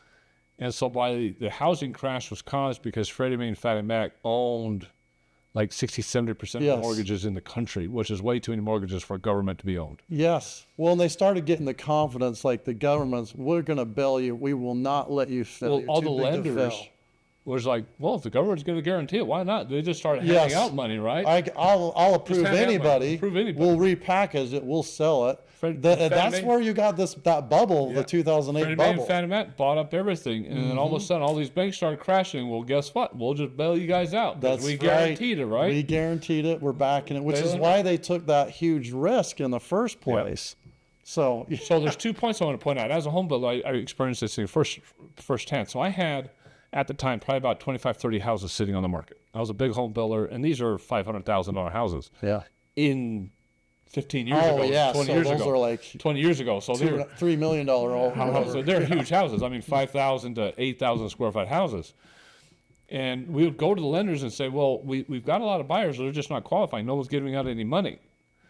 And they said, yeah, we understand. And we're afraid that they're going to come after us for losses or something like that. They all came to us and said, yeah, well, we were telling them, well, just sit on. We'll get them sold. So just however you guys want to sit on, we'll get them sold eventually. They said, don't worry about it. They literally just came and says, we'll just take the asset. Don't worry about it. And they came and took it. We walked away. Not a single thing. Not anything, because they got the bailout money and they had the asset. So Yes. they essentially got double paid. So now they could sit on the asset. It would appreciate, and they would just sell it in 2014, 5 or 6 years later. Their funds are flush because they got the bailout money and they had the asset. The second point I wanted to make is during the 2006, 2007 flush, because there's so much money out there, then you had the quicksters getting into the market. And so what was happening is you had investors, and this happened, if you know where the Draper Temple is. Yeah. One of the investors was a friend of mine, and we did some business together, but not too much because the guy was kind of shady. He had bought up most of the houses that directly surrounded the temple. And he was using his own houses as cross comps. So when an appraiser comps a house to appraise the value, They look at the other comp in the he neighborhood. was telling the appraisers which houses to comp out. That's interesting. And they've made laws where the appraisers can't talk to builders anymore. Right. So they've put a screen there that's new laws because of this. But appraisers, we could talk to the appraiser and say, hey, I need these numbers. I need this to order qualify. And we kind of push the appraisers all the time. But he was actually going out and using his own houses as comps. And so he could inflate the values, and then he would pull all the equity out. Pull the equity and And he was investing the equity. invest others. more. So he was leveraging all the debt. He was leveraging all the debt. Yep. But he was also personally spending a lot of it too. So he was living high in the hog. Plus, a lot of it was going to nether houses. He was putting a lot of it into the stock market. I mean, he was literally. I mean, this is exactly what our government's doing. What your buddy there is That's doing. what I'm telling you. So the year after the 2008 crash, he got investigated by the FBI and put in prison. So he served like a year and a half or something like that in jail for that. And so did a couple of the appraisers. Now we flash forward to today when I was talking to John Croft. So now you've got Vanguard, you've got BlackRock, and they're doing the same thing. Yeah. So they're buying up all the properties. They're using their own properties as the comps for the valuation, which is inflating our housing market along with the increased demand that the illegals are providing. But a lot of it is these big investment groups are self-comping. because they own so many land. The appraisers are only finding their properties, and so they're inflating their own housing problems. Yeah. Nobody's looking at it. I know people that went to prison for that. Yeah. And Well, and the other thing Vanguard too is they're not just a they're global. So they've got the entities everywhere. So they can have this here to create this tax benefit, to sell here and create that. So these guys don't pay any taxes to well, they have all anybody these anywhere. sub companies too. So it's not even the same company that owns all the houses, but it's all owned by BlackRock and Yes. Vanguard, right? So they're self-competent, but technically not self-competent because different LLCs that own it. But Well, it reminds me of when they were bashing on Trump, like, you don't pay any taxes, and he's like, that's because I'm smart. But he's positioned his the assets Hillary and everything Clinton question, right? Yeah, Debating Hillary says, "You're using all these tax brackets." He's like, "Yeah, of course I am, that's but the you are system. too, and Yes. so is all your donors." You've got your nonprofit, that you donate 5% from, and everything else is just a tax screen for you. So yeah. But anyway, but you're right. I mean, the housing, and here we're on the everything bubble with the housing market included in that. And it's really scary. If you look at all the market indicators in every aspect, we're beyond, where we should have crashed. And it's because of quantitative tightening and easing and all these different federal policies that they're able to sustain this. But we're facing something significant. I think even as early as next year, a big shift. And honestly, it probably leads to more, with the AI and with the technology that has just absolutely exploded. We are trending towards a tokenized society where we all have digital IDs. I mean, it's more and more every day. I can drive out here and I get advertised by your local dairy, on my phone. And then moving to a central bank digital currency, which scares the heck out of me because you have zero privacy. If we live in a tokenized society with a central bank digital currency, they can see everything you buy and everything you do and eventually control it. So now we're China. We're like, now we might as well have a social credit score. And, you're not allowed to buy that. Nope, you can't buy meat. You have to buy this dairy, whatever. Well, that's what they want. That's what socialism is. Yeah. So this 2008, I bought, when it was crashing, I purchased my home. And so I bought it a little bit after the crash. But my dad, 3 months earlier, bought the exact same house, same floor plan right next door. And he, paid $30,000 more. If we have a market crash and if we have an everything bubble pop here, I don't know what that means. Like, everything resets. But what it does mean is, when you look at, people that want to take control and, this whole transfer of wealth that's going to take place, somebody's going to win. People are going to win and people are going to lose, but they're going to try and set it up in a system of control. They're going to try and trample and stamp down the Constitution and our freedoms and everything and try and recreate something where we have less freedom, that we've had currently now. So, I get a little bit nervous, because I do follow the markets and all these indicators, and it's a scary world we're coming to. It'll be beyond Well, you're going to have 2008. to legislate all this. Well, so. this is literally, this is what I'm thinking when I'm coming into the legislature. If I am chosen, I'm thinking, wow, not only am I going to have to defend the Constitution, I think I'm going to have to defend even the basic fundamentals of religion and the Second Amendment, your weapons and things like this. Because when chaos happens and pain point happens and people start rioting and stuff, this is where bad policy comes into play. And if you're not principled, if your goal is to gain control and power and votes, that's dangerous. So we need somebody that can see this and defend it. Like, that's overreach. And that's, so that's literally played into my mind. Like, I think I need to jump into this and, and be brave enough to stand up against when everybody else, wants to trend towards socialism. I'm be like, no way, over my dead body. I will not allow the degradation of what worked to happen. I want to stop it at every aspect. Well, a big part of stopping that is our education system. So we had the young Republicans on last week, and one of the last questions I asked them, because they're facing these huge problems in the universities where it's just straight up indoctrination. LGBTQ stuff, transgenderism, it's socialism being taught there, it's this single party state stuff. And a lot of the students in these liberal colleges are facing severe problems with their grades. So if I come out as a conservative, Your I'll get grades. my grade's affected just because of who I am. So they'll give a left-leaning student an A, and they'll give a right-leaning student a D. And so I asked these three students, I said, should there be legislation in place that disciplines professors in our state-sponsored schools for bias, for essentially persecution, where they literally are downgrading conservative voices and conservative students just because they're conservative? And Interesting thought. Yeah. so as you go in the legislature, I mean, what would be your opinion on Well, that? Should there be a yeah. panel? Can we legislate Let's something look. where So let's look at professors literally get punished for grading differently on your political So let's look perspective? at let's look at the principle of it. We want the people to have the power and the choice, right? School choice and the option. So in my school, a Mr. became a Mrs. and Mrs. whatever, I can't remember his name, but he teaches that in the elementary school.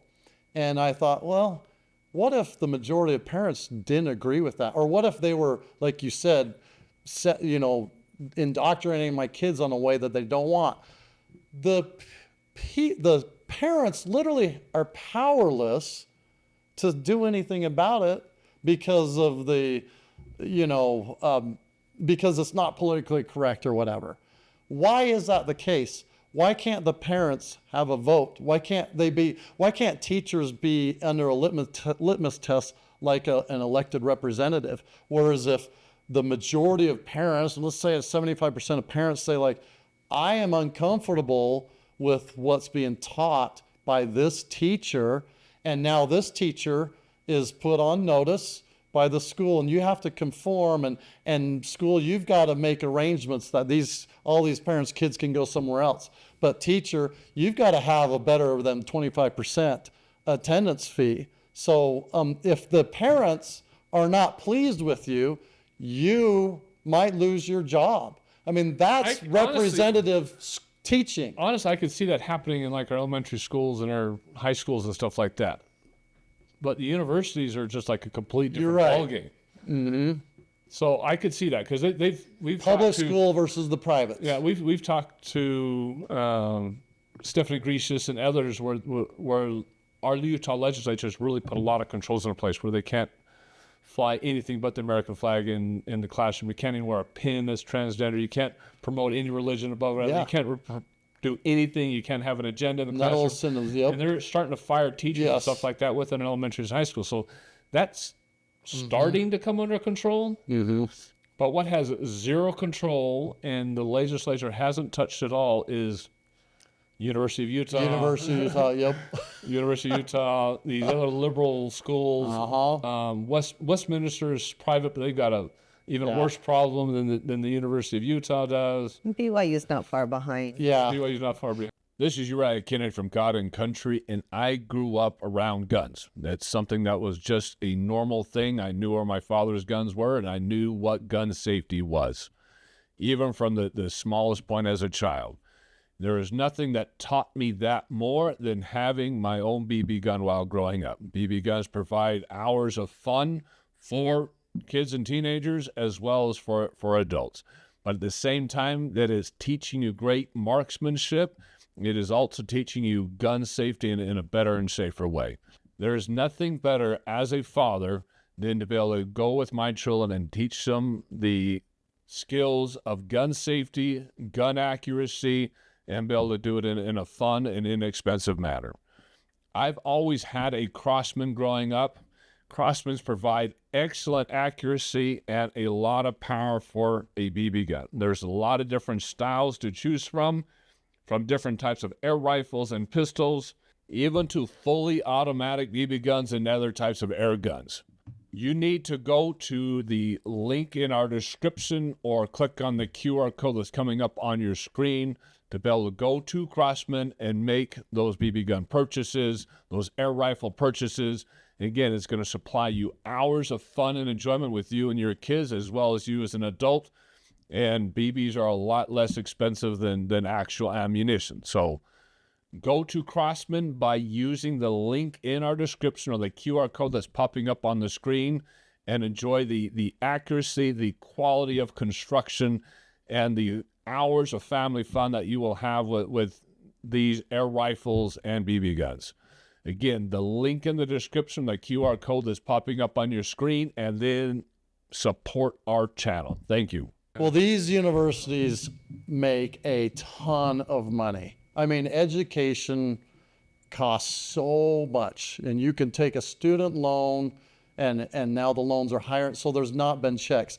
And they receive a lot of they receive state and federal money, and they're always asking for it. So, you know, you can put into place money controls. Like, listen, these are our standards. These are the voice of the people's standards. You need to meet those standards, or you'll lose this funding or that funding. So, I mean, education has gotten so expensive at that high university level that now people are starting to say, like, it's not worth it. Like, my doctors, my providers, they're going to school and they can't get out of debt for 10, 15 years because the loan is so ridiculously high. So I'm just going to say, higher level education makes a ton of money. They're like insurance companies. They make a ton of money, and they're able to set tuition prices higher and higher. Now they're building buildings, and now they're all nonprofits, and now they're money-making institutions. But some of the controls from the legislature can be a tightening of controls on the money that they get, the grants. Yeah, we can control the money, and Mm-hmm. the problem is when we control the money, we still have a very, very woke administration. Yeah. Within the University of Utah that has their own agenda. I mean, they try controlling the money when it comes to DEI in the university. Mm-hmm. So we talked about this before. So Utah passed a law that you have to get rid of your DEI agencies. You have to get rid of programs. That. And they passed a law that the University of Utah had to cut 10%.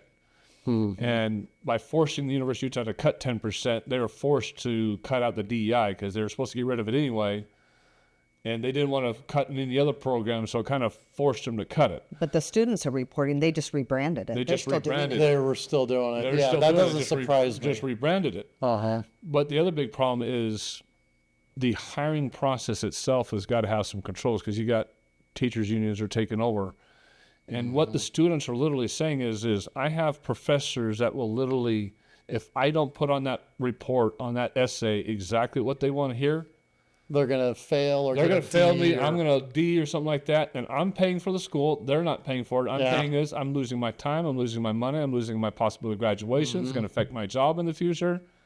These teachers themselves need to come under control. So they need a mechanism where they can circle back and say, like, and prove this was unfair. Well, they need a mechanism where the student can report the teacher and say, yes, I got this grade on this report on this thing, and I know for a fact it was because I was conservative. Yeah. I need a board, a council, a something to come in and do a review. I had a Weber State student. She's taking criminal justice there. Mm-hmm. She was having to write her papers. She says, I know how to write things so I can get the A, but I don't agree with what I'm having to write on there. Mm-hmm. She was having trouble studying for some sort of exam because the story that she was having to filter in law kept using them, they, there, and so she couldn't follow who they were talking about, and there was age differences, and so she wrote her professor and said, hey, I can't follow this to study for this test. Can you please rewrite it with the actual proper pronouns? And he told her, I wish that I could. That's not oh my control. My word. Yeah. I mean, if we want to save the next generation, literally save it, because right now as parents we're afraid to send kids to universities because we'll have a good conservative kid send them to university and they go woke, and they go 180, completing heart liberal coming out, completely destroying all the values that I was trying to instill into this kid growing up. And now it's all I mean, she's changed. facing that with one of her kids. I mean, I've seen it too. and Friends and this family. indoctrination is horrible. Yep. But even worse, I think, is you've got kids up there losing time, money, and everything because they're conservative or not. There's got to be something in place where a student can report a teacher. They can be pulled in front of a committee and said, "No, you're being a biased. Yep. You either fix or you get fired." Yeah, and when you think about how do you legislate something like that, I mean, you're right. There's got to be independent investigations, sometimes even litigation, like I'm lawsuit afraid we're approach. gonna lose entire generations if we don't get this under control. Yeah. I mean, they own the narrative. I mean, the Democrats have, they've hijacked schools and all the way down into the public school sector. And so this is deep seated. I don't know what the answer is, but I know a lot of people are starting to say, school's so expensive, a trade is better. I'm just going to earn a trade, or I'm going to go that route. But that still doesn't fix the problem, with the schools. A teacher's biases are going to come out no matter what. So I know they do report teachers, their teaching style, if they're difficult, hard. So as a student, you can go on, you can read about the teachers from other students, and then you can say, oh, don't take this person, they're very unfair, whatever. I'm sure that's reported too. But there is University of Utah is requiring a 1 credit hour, what do they call it, DEI transgender class, where it's to graduate, they have to take it. Right. It's required. I think maybe it backfires on them. Maybe people say, maybe I don't want to go to the University of Utah. Maybe I want to go to BYU or something. I mean, when you think of it from a free market aspect, that's how it'd play out. But that's a long time. The students are going to need to expose it. I was talking to my granddaughter over the Thanksgiving table yesterday, and she was talking about a student that always wears the glasses now that are it's recorded. She goes, he has it on record all the time, so I always make sure I sit behind him. Oh. And so the moms were like, well, I don't like this one bit. And I'm thinking, well, there's disadvantages, but there's also advantages. I thought, they can be recording the teacher the whole time and what's going on in the classroom. Yeah. The teachers will have to be, okay, nobody with glasses. You can't wear glasses in my class. You can take these recordings, and these AI tools will summarize everything, and you can make it, pull out all the DEI or woke language. I mean, it's amazing. But then you're going to have the teachers union saying, now you're making people don't want to be teachers because they don't want to be recorded doing their jobs. Well, maybe we'll get some conservative teachers for once. Yeah. I mean, and they're out there. Well, the problem I'm seeing is, you're not going to be able to change a lot of the teachers' opinions. I'm like, fine, have your opinion. But you can't grade according to your opinion. You got to grade according to the work. And that's look at our judges now. Our judges are biased. They're Republican, Democrat, but the law created a system where you can't vet a judge based on their politics. They're appointed. And now you're trying to hope, are they politically biased one way or the other? Well, they're not held to that standard because they're supposed to be neutral and partial. Same with teachers. Yeah, same with teachers. So now you come to a point where there's a tendency to want to know, what are your politics before we appoint you as a judge, or what are your politics before we hire you as a teacher? And it used to be we didn't have to ask that kind of litmus test, but now the whole feeling is, now we kind of feel like we have to. With judges, you can't. Our hands are tied. You're not. What you can do is you can report their scorecards and you can grade them, and then you can, say as a people, Gibson is major left leaning, and that's why we've got all this mess, and then you can, vote out or. Well, that's why we have a redistricting problem right now. Yeah. Oh my gosh. Yeah. The Proposition 4 mess is an absolute disaster. I mean, I was talking with Speaker of the House about this, and they still have cards to play, but what happened in Utah is, this is a travesty. And what frustrates me is when you look at Prop 4 and you look at what happened, we are pretty unique and unprecedented as to how this played out, because 28, and I've been researching this, nerding out a little bit about it. You have 28 states that use it through the legislator. The legislators are the elected body to draw boundaries. They are chosen by the people, accountable by the people. The Constitution created a representative government. They did not create an independent, unelected commission government. They didn't create, judges that can draw maps. They're supposed to interpret law, not make law. But here we have judges choosing the map of the minority party. And I'm like, how did we get, to that point? So, I was reading some of this and looking at this piece in Proposition 4 passed in 2018, and this there's a Flesch-Kincaid readability score, and they have all these models that if you're an author, you can write based on elementary level or college graduate level, and that's what these readability models do. Well, this Flesch-Kincaid readability score rated this piece of legislation and the summary at a 15, which is this nominal scale. 100 is the easiest to read. A score of 14 and 15 is graduate level and beyond, college textbook level score. So here's a piece of legislation that is graduate level or beyond, where the main voter base is, they're younger, they're not at that level. So it was a confusing piece of legislation, and I went to the public hearing and spoke out, against it. And it was a Democrat rally, and even one of the Democrats stood up, and she was saying, we didn't even know which way to vote for it. I was out collecting signatures. In fact, my daughter voted the wrong way. They needed the party to tell them which way to vote because it was so confusing. Right there, you've got a problem. You got a piece of legislation that is graduate college level. It passed barely 40, 49 to 53 point whatever, less than a percentage point. And now it becomes law that can change our Constitution. That's ridiculous. So I think, well, I'm in a homeowners association. And my homeowners association, when I bought into it, they said no fences. You cannot have fences in our homeowners association. Well, what if somebody came out and said, for safety reasons, we need to have fences and privacy. I deserve privacy and I deserve safety. My kids we don't have a fence, so it's dangerous.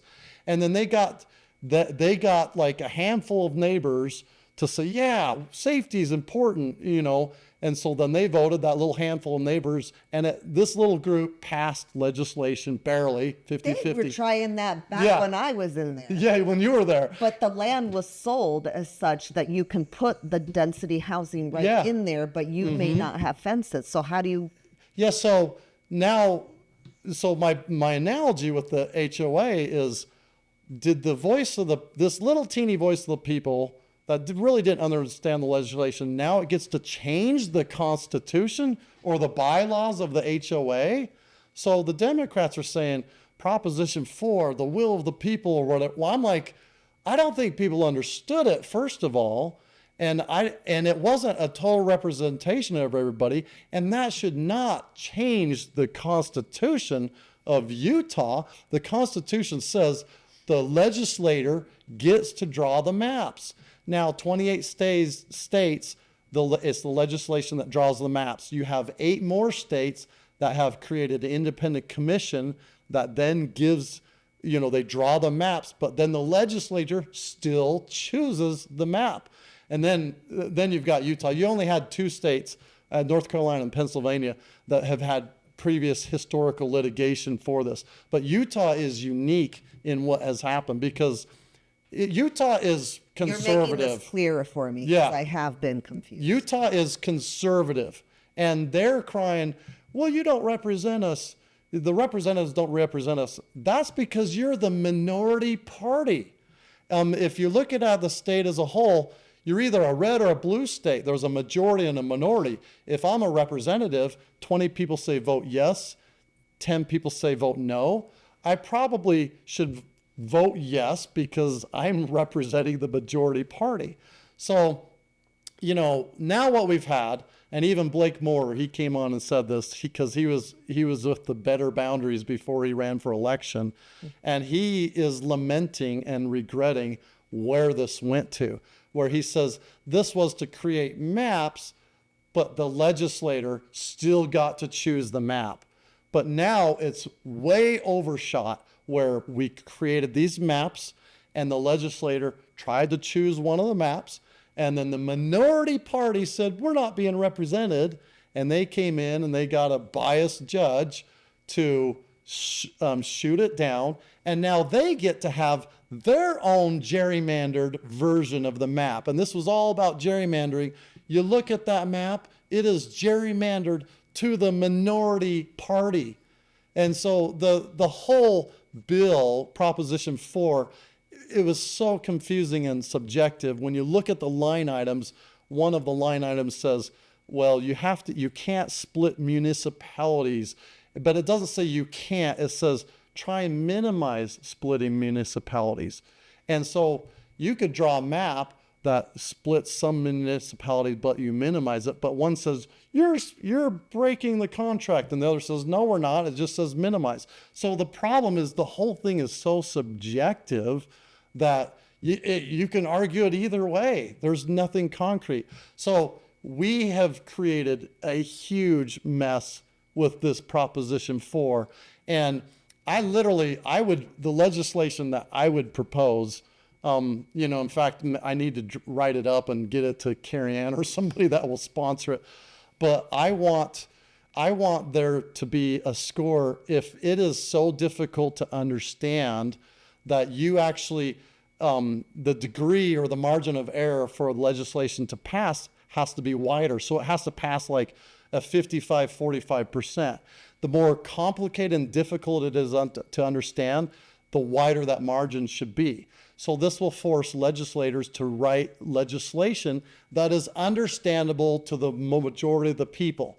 And then I'm okay with the 50-50, it barely passes. But in this case, college level difficulty legislation that just barely passed with an underrepresented vote, it has to be revisited. And when I was talking with Mike Schultz, the Speaker of the House, I'm like, are there other cards to play?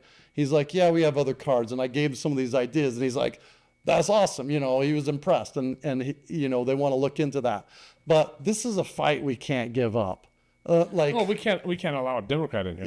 We need to be a red state. Yes. It's just, we are a red state. We can't allow that. And I know the Democrats are complaining, like, we're not represented. They're already swinging California. Yeah. They're already swinging Illinois. Yeah, California, they just voted to bring it, their Proposition 50 brings it back into the hands of the legislator. That means we might lose 5 seats in California. Yeah. We gain 5 in Texas, but we lose in California. But to me, I think it's the right thing because it's the representative government. It's in the legislator's hands. So the Democrats can't say like, oh, we want independent commissions here, but we're happy that the legislator has the power there. That's so incongruent. You either, if you're principled, you either want all independent commissions across the whole state or you want the legislator. And the Constitution clearly spells that the elected representatives that are accountable to the people should be the ones making these laws and decisions. How they got a commission in there anyway. Yeah. And they picked the 2 worst commissions possible too. It literally, it's a 3 picked here, 3 there. They're biased. I think Rob Bishop was involved with that. They're just yelling at him. It was a mess. You can't anytime you consolidate legislation to a few people, you got problems. That's why you need a House of Representatives, a big body to argue and fight it out and make legislation. And this body is accountable to the people. And that follows the Constitution. Well, Schultz and Stuart Adams are both coming out saying they're going to try to fix it through a Utah Constitution amendment. Yeah. So what have you heard about that? He didn't get really into the specifics there. We talked for about an hour, but yeah, they want to revisit at the next session. They want to put it back on the ballot, but they have to maneuver some things. So what this piece requires is they've got to gather a whole bunch of signatures. And that's one angle. 170,000 signatures between really soon and February 15th to be able to have this revisited. But that's just one card to play, and that's probably a tough hurdle to take. So if they can get it, I think we need to continue to litigate it. I told the speaker, I said, don't go quiet on this. Like keep this in the narrative and explain it and inform people what this is, because Republican and Democrat, you just lost a bunch of freedom when let's make independent commissions for taxes. Let's make independent commissions for independent commissions. It sounds great because they're neutral. Are they really? No, nobody ever. No judge is neutral. No school teacher is neutral. No independent commission is neutral. So to say we got to go to independent commissions because it's fair. Well, it was fair to the minority party, but it's not fair to the majority party now. The majority party just got, hosed over this whole process. The minority party won. I'll be honest, the Democrats outplayed us with this whole mess. And now we're going to lose a seat.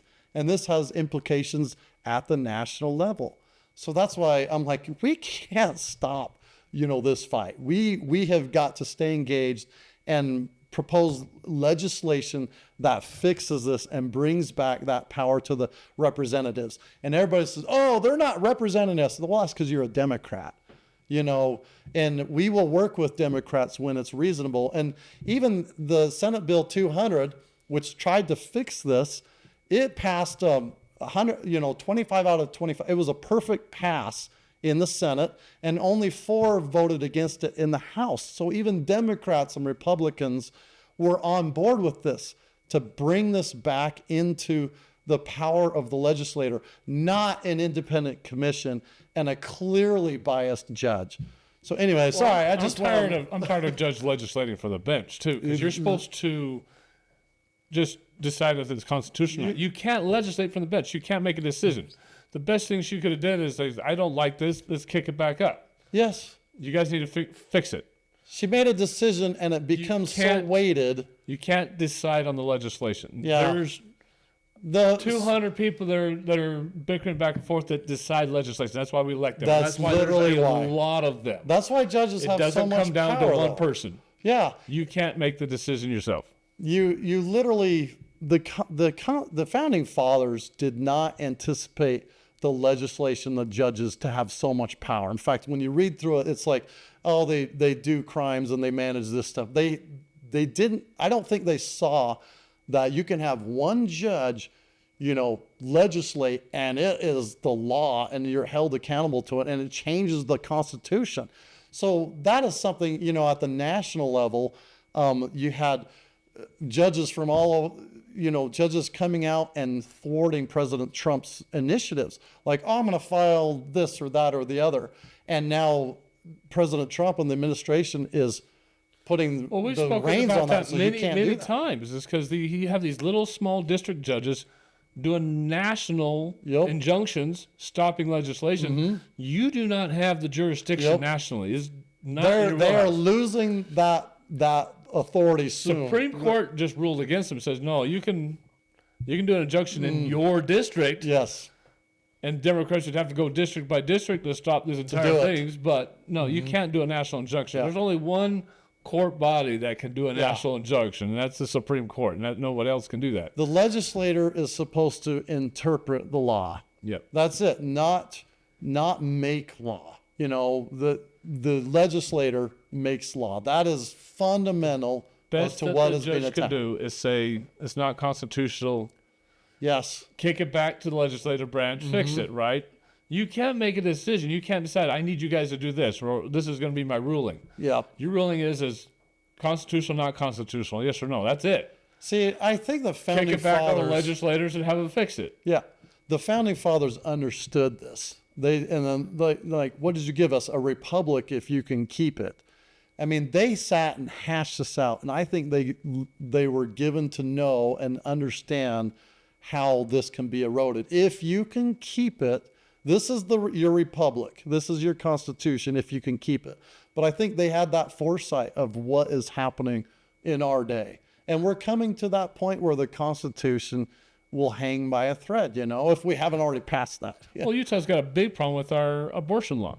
It's sitting there stagnated because the courts are now ruled on it, ruled against the legislature.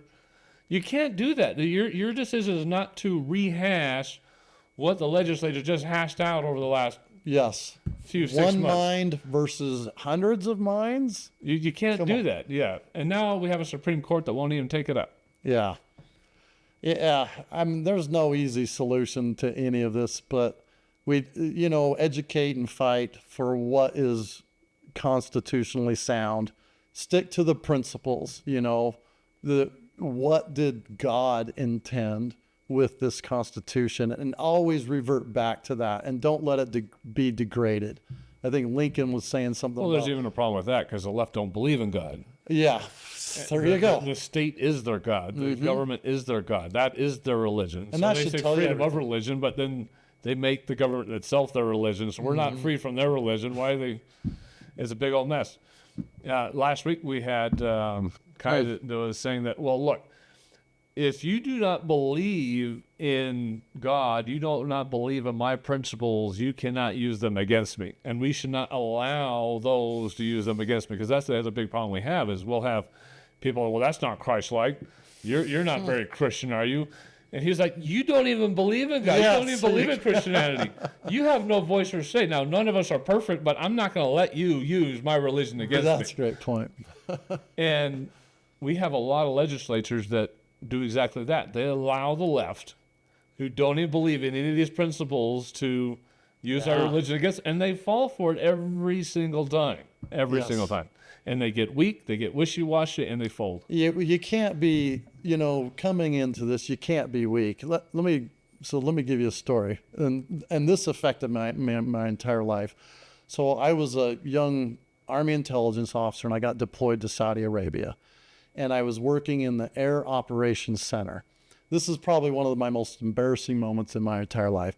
So I worked for Major General Schmidt. He was the Joint Task Force Southwest Asia commander. And he answered to Tommy Franks, the CENTCOM commander. And in the Operations Center, I was in charge of theater-wide combat search and rescue operations. I disseminated intelligence information to the French and Saudi governments. And then I worked in real-time flight operations. This is between Gulf War I and Gulf War II. So I had space guys, NORAD, they sat next to me. If there was a ballistic missile launch, we had to notify the entire theater to take cover. Major General Schmidt sat there. Sometimes the general from the carrier group in the Gulf would be there. We had our British. And I was a first lieutenant, but it was a 05, 06 role. So all my peers, the 3s and 2s, were colonels. And here's little old me, and during flight operations, we would fly over Iraq, and Saddam would do this cat and mouse game. He would fly below the 33rd parallel, and so we'd go blow up some, cable repeater or SA-3 threat system. So it was just kind of this going on. Anytime we were flying, I was the mouthpiece for my section, and I would go in and brief the general. Hey, we got a report of MiG-25s are scrambling, intent unknown, blah, blah, blah. And then he would direct the air sortie traffic to do whatever. So this Air Operations Center was the command center for the whole, Middle East. So I was sitting there, and my colonel, my J2 boss, he came in, and he was there during a flight operation. And we got this SA-2 threat system emitting on our computer. And I'm like, we got an SA-2 threat system, and this threat system has a long range and it can shoot down our aircraft. So it's a big deal. We haven't seen an SA-2 forever. This is Operation Desert Fox time. And so I went and reported it to the general. And I said, sir, we've got an SA-2 threat system emitting. If they're emitting, our sorties can detect them and then shoot them down. So he's directing all this traffic over to find them and try and shoot them down. It turns out, after looking at it and he's scrambling everybody, I'm sitting down with my boss, a direct boss, and he's like, I think this was fat-fingered. Somebody in the States accidentally heard comment or something, and it's not there. And so we determined it's not there. My job is always to fill the general in, but my colonel went over and sat right next to the general after that, and and then had a long conversation. And I assumed he passed that information on to him, and he didn't. So the colonel's directing traffic and trying to find this SA2 system. We had decided it's irrelevant. He didn't even tell him. So the next morning, we're in our briefing. We have the CIA. Everybody goes through and briefs, and I'm the computer guy. And the commander, Major General Schmidt, was on the phone all night with Tommy Franks and the Joint Chiefs and the White House, Dick Cheney, trying to figure out what's the proper response or action or whatever. And he spent all night doing this because nobody told him that it was garbage. So I'm sitting at this computer, and my boss and everybody's going through their briefings, and then the General Schmidt's like, wait a minute, so what is the status of this SA2 or whatever? And everybody's like, oh, well, sir, that we determined that it's not real, it's not legit or what. He's like, what are you talking about? And then everybody's kind of like, I'm sitting there in the corner, everybody's like, well, the LT said this, and I'm just like, oh my gosh. And there's my boss, the 06, and he wouldn't own up to it. He wouldn't say it. He just left me hanging. I could have busted him out. I could have said, well, sir, I passed the information to my chain of command, and then he sat next to you, but he didn't. But he just cowered. He just cowered in it. And that one, lesson, when I saw that, and I just thought, you just left me hanging, man. And General Schmidt spent all night, and he was mad. Now he has to go back with egg on his face and explain to Tommy Franks, his superior, this was garbage. Never mind White House. Never mind Joint Chiefs. Well, And so it was such a big blunder, and he just left me hanging. And so, I've always thought of that, and I've always thought, like, if I make a mistake, I'm going to own it. I am never going to dodge, cut, dive. But that's not what politicians do these days. Well, it's not my fault. Divert and dodge and blame. I'm like, that is not, if you're going to be a representative and you mess up, come out and own it. Just come out and say, you know what? I did agree that way. I did vote that way. And I regret. Now I've learned more information and the unintended consequence, and I regret it. That's what Blake Moore actually did, so good for him on that aspect. But that's what we need, politicians to do. Just own your mistakes and be forthright, and don't throw each other under the bus. Like, if you messed up, you messed up. I mean, I've always taught it to my kids, own up to your mistakes. It'll be way better. Don't come lie to me. I know the truth. It's just going to be worse for you. Just own it. So, going forward into this process, I'm going to be loved and hated. Carrie Ann lives with me. She's like, you're going to ruffle a lot of feathers. I'm like, yeah, that's why people hesitate to do this, because you can't please everybody. You're not a clone. You're going to offend everybody. But, I want to go in being principled. This is what I believe. And I am willing to listen to Democrats and all aspects, but I'm going to go back to my fundamental principles of what I know is right and what protects the integrity of the Constitution. And that's where I come from. That's what we need. If anybody has wondered, people have been asking, what do you know about this John Taylor? We're hearing he's going to run for her seat. And these are big shoes to fill. Yes. Carrie Ann has fantastic. been, her integrity, talking about owning mistakes, remains principled regardless of what gets thrown at her.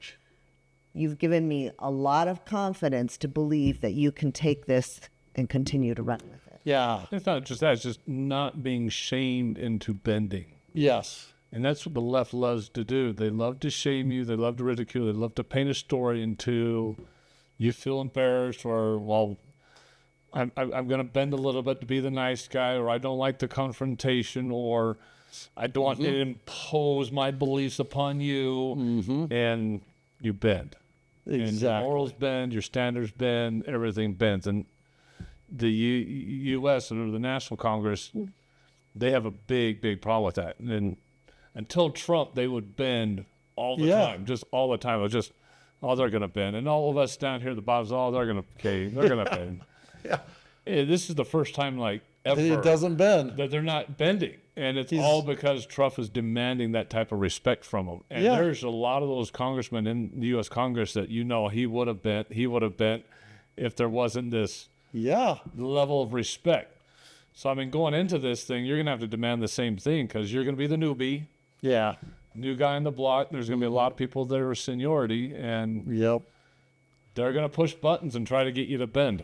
Yeah, the motivation. I mean, people, politicians, some can be bought. Trump couldn't be bought. He was already a millionaire. He didn't care how much money you threw at him. He's like, no, these are my principles, and I'm sticking to it. So, for me, I've always identified myself as a Reagan conservative because I love the way Ronald Reagan, he could reach across the aisle and convince you to come to his side of the aisle. But we don't have that dynamic now. We have polarized hatred where everything you say, I'm going to believe the opposite, So now I consider myself more of a Reagan-Trump conservative because the way Trump can negotiate and, just the business aspect of it and the way he fights, like he drew a line in the sand and he says, these are my principles. I'm not budging. Now, Trump is Trump. He's got his own brash, approach, and I'm not that way. I feel like I can be diplomatic with people. In fact, I went to that public hearing for Prop 4. Don Guyman and myself, we were the only ones that stood up. It was a Democrat rally, and they're all, Prop 4 is great, great, and all this stuff. And we basically stood up. But when Don stood up, he had written out and scripted his message. So as he was reading his thoughts, they were heckling him. They had these blue signs, support Prop 4, and they were kind of heckling him and stuff. But when I stood up, I didn't have anything. I looked right at them, and it's interesting. None of them. One started holding up the sign, and put it back down because I just looked right at him, and it was a hard thing to stand up to everybody who hates you and then tell you why they were wrong. But I did that. I stood up and explained to them. So after this meeting, I had this older lady wearing her COVID mask, a couple Band-Aids on her shoulder from her boosters. But anyway, she came up and just chewing me out, and I just smile and, I just diffused her. Well, I agree with this, just be diplomatic, because you can diffuse people. They want to come into a fight, diffuse them, then have a normal conversation. I look on the media and I see some of these Democrats at the rally, and all they're doing is yelling and screaming, I'm mad. But they don't know why or what they're mad about. But let's not be kindergartners. Let's have a civil conversation. Let's talk about it. An exchange of ideas. Yeah. How novel. Tell me what your real grievance is. I don't know. I'm just here because I'm paid, or whatever. It's okay. Well, you're protesting and you're yelling, but let's not be kindergartners. Let's use our words. Let's lower our voice and let's have an exchange of ideas. And let's see if we can Well, you're seeing a lot of that in like a J.D. Vance and a DeSantis, right?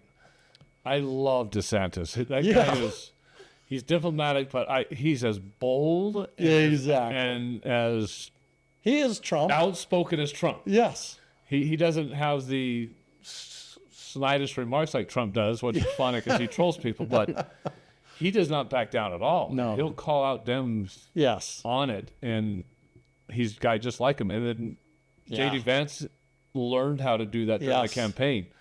And one of the funniest things I saw with J.D. Vance was him and Kamala had flown into the same city to do a rally. And Kamala got off the plane, ignored the media, and just walked away from him because she wouldn't speak to him. J.D. Vance is like 200 yards away. His plane is a long ways away because all the media is not outside of his plane. They're all outside of her plane. Him with the Secret Service walks to 200 yards, stands in front of her plane, which was, I think, Air Force Two or something like that, and just stands in front of the media and says, if she doesn't want to talk, I'll talk, and just starts bad-mouthing the crap out of him. And I'm like, that is Trump best. That is bold. That's what we need. He was very diplomatic about it, but he stood his ground. But he is the diplomatic piece. President Trump he just says whatever to troll. But J.D. Vance is diplomatic, and you can have a conversation. If the Democrats want to have a conversation, they can. You can sit down, and he won't yell at you. He'll discuss things.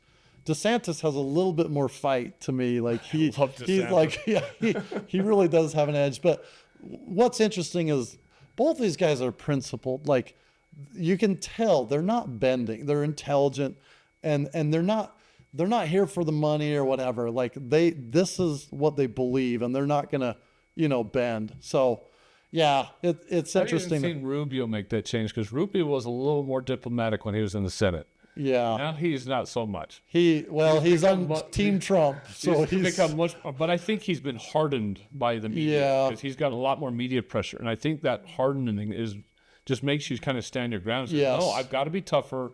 I've got to get thicker skin. The media's going to trounce me. I got to start fighting fire with fire. Yeah. And a lot of the right don't have that type of moral character, and so they bend because they got to be diplomatic. They got to be softer. They got to be less imposing. Yep. And then there's all of the voters out there that are completely anti-Trump, because they're the same mindset. We can't impose our beliefs. We got to be a little bit softer. You're just this limp, bland, lukewarm person that won't stand up for your values. And you get offended when somebody does. So now we got Trump up there that fights fire with fire, won't let the media trounce him, won't let them skew some rhetoric or some outlandish story against him. They won't. He tries to fight any narrative that gets created about that.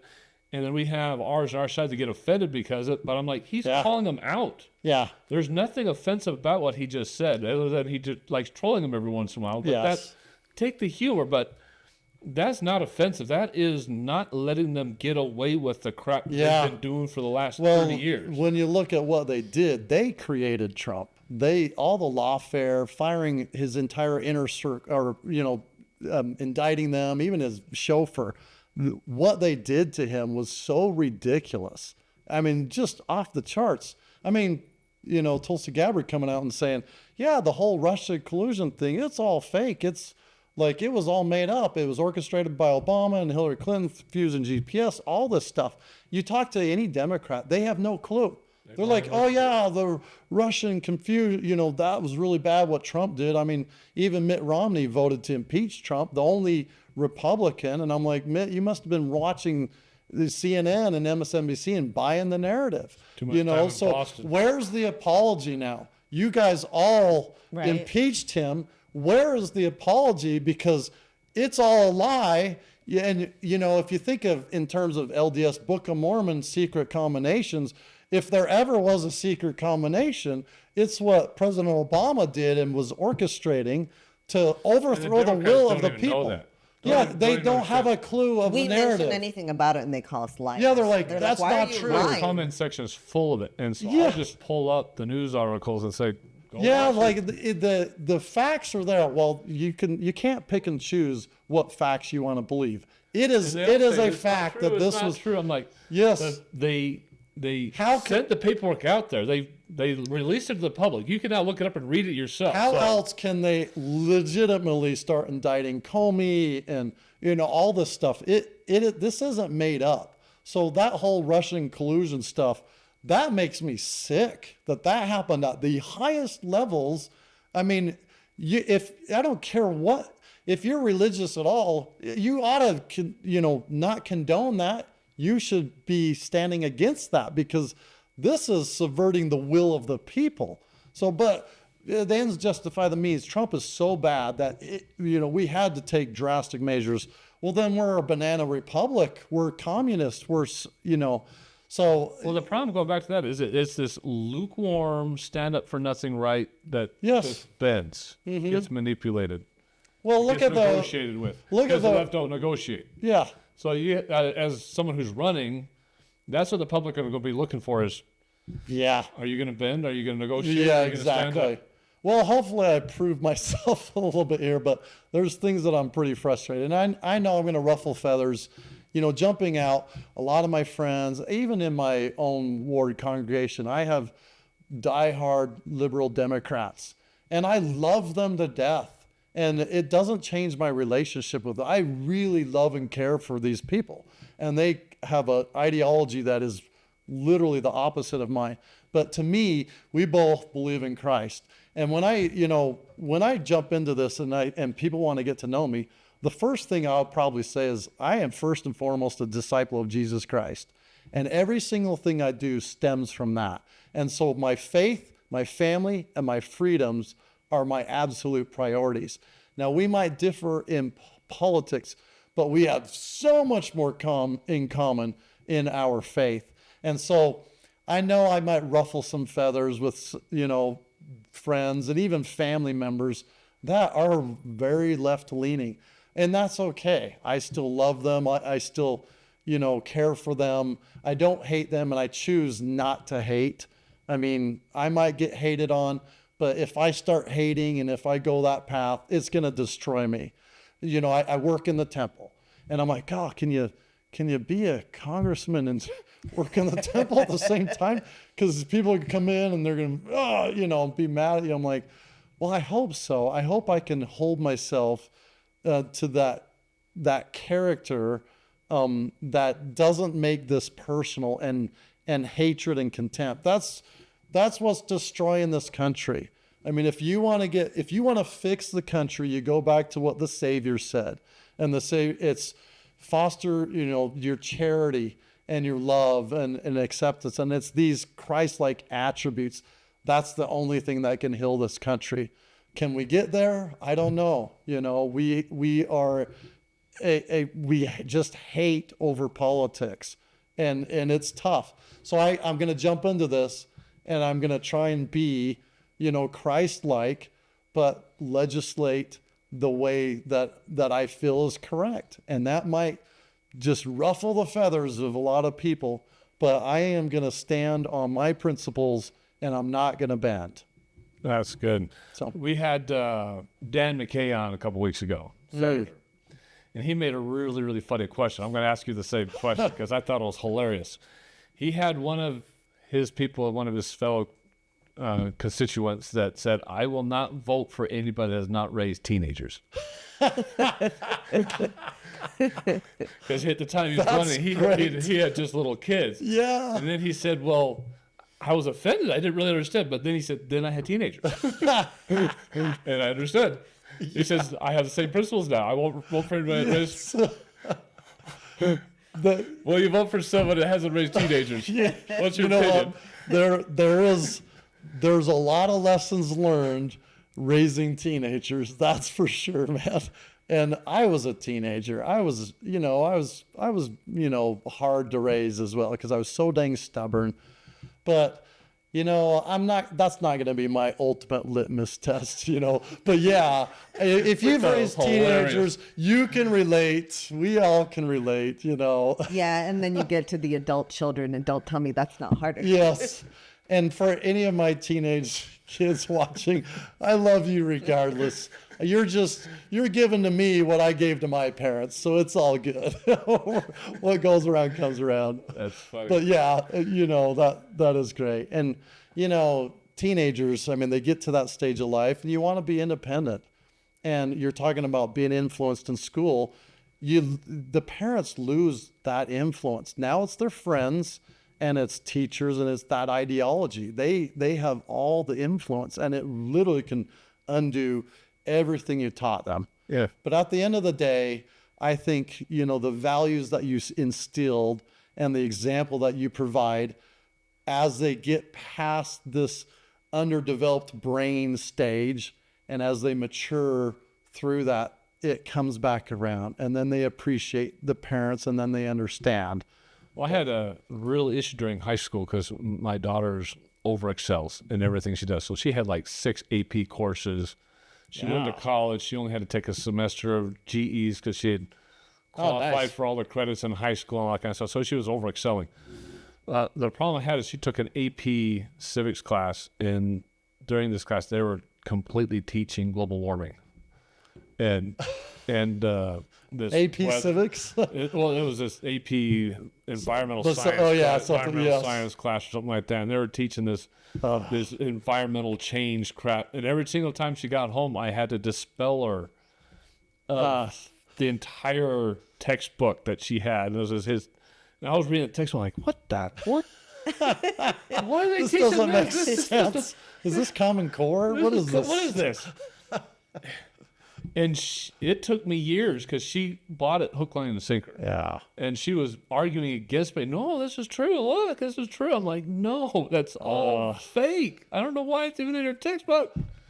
I mean, it is theory, but It was, I mean, that was one of the minor things is about global or environmental change, right? But yes. you get into woke LGBTQ topics, you get into woke DEI topics, you get into woke socialism topics, and it becomes bad. Where they Yeah. can really. You know how the where it says the last days, even the very elect can be deceived, and that's in all aspects, like even science. You know, I'm a medical sales guy, and so I sell statistics all day, and I've done that for 20 years, and I present a study, and here's a study, and here's what they found, and here's the flaws with the study and everything, and so doctors challenge me on my medications, like if I'm selling insulin, or I sold Ozempic for GLP-1 for diabetes and weight loss now. And they would look at the statistics and they would challenge you, can you make that claim or not?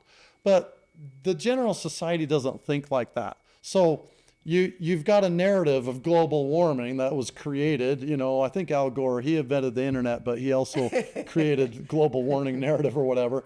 But when you look at the reasons why, it was power. It was grabbing money and power to control you, like the EPA. Oh, you can't build here because there's a lizard that's endangered here. It was just a system of control. And it's been the government overreach and the abuse of it. Just blatant examples everywhere. California has a big giant fire.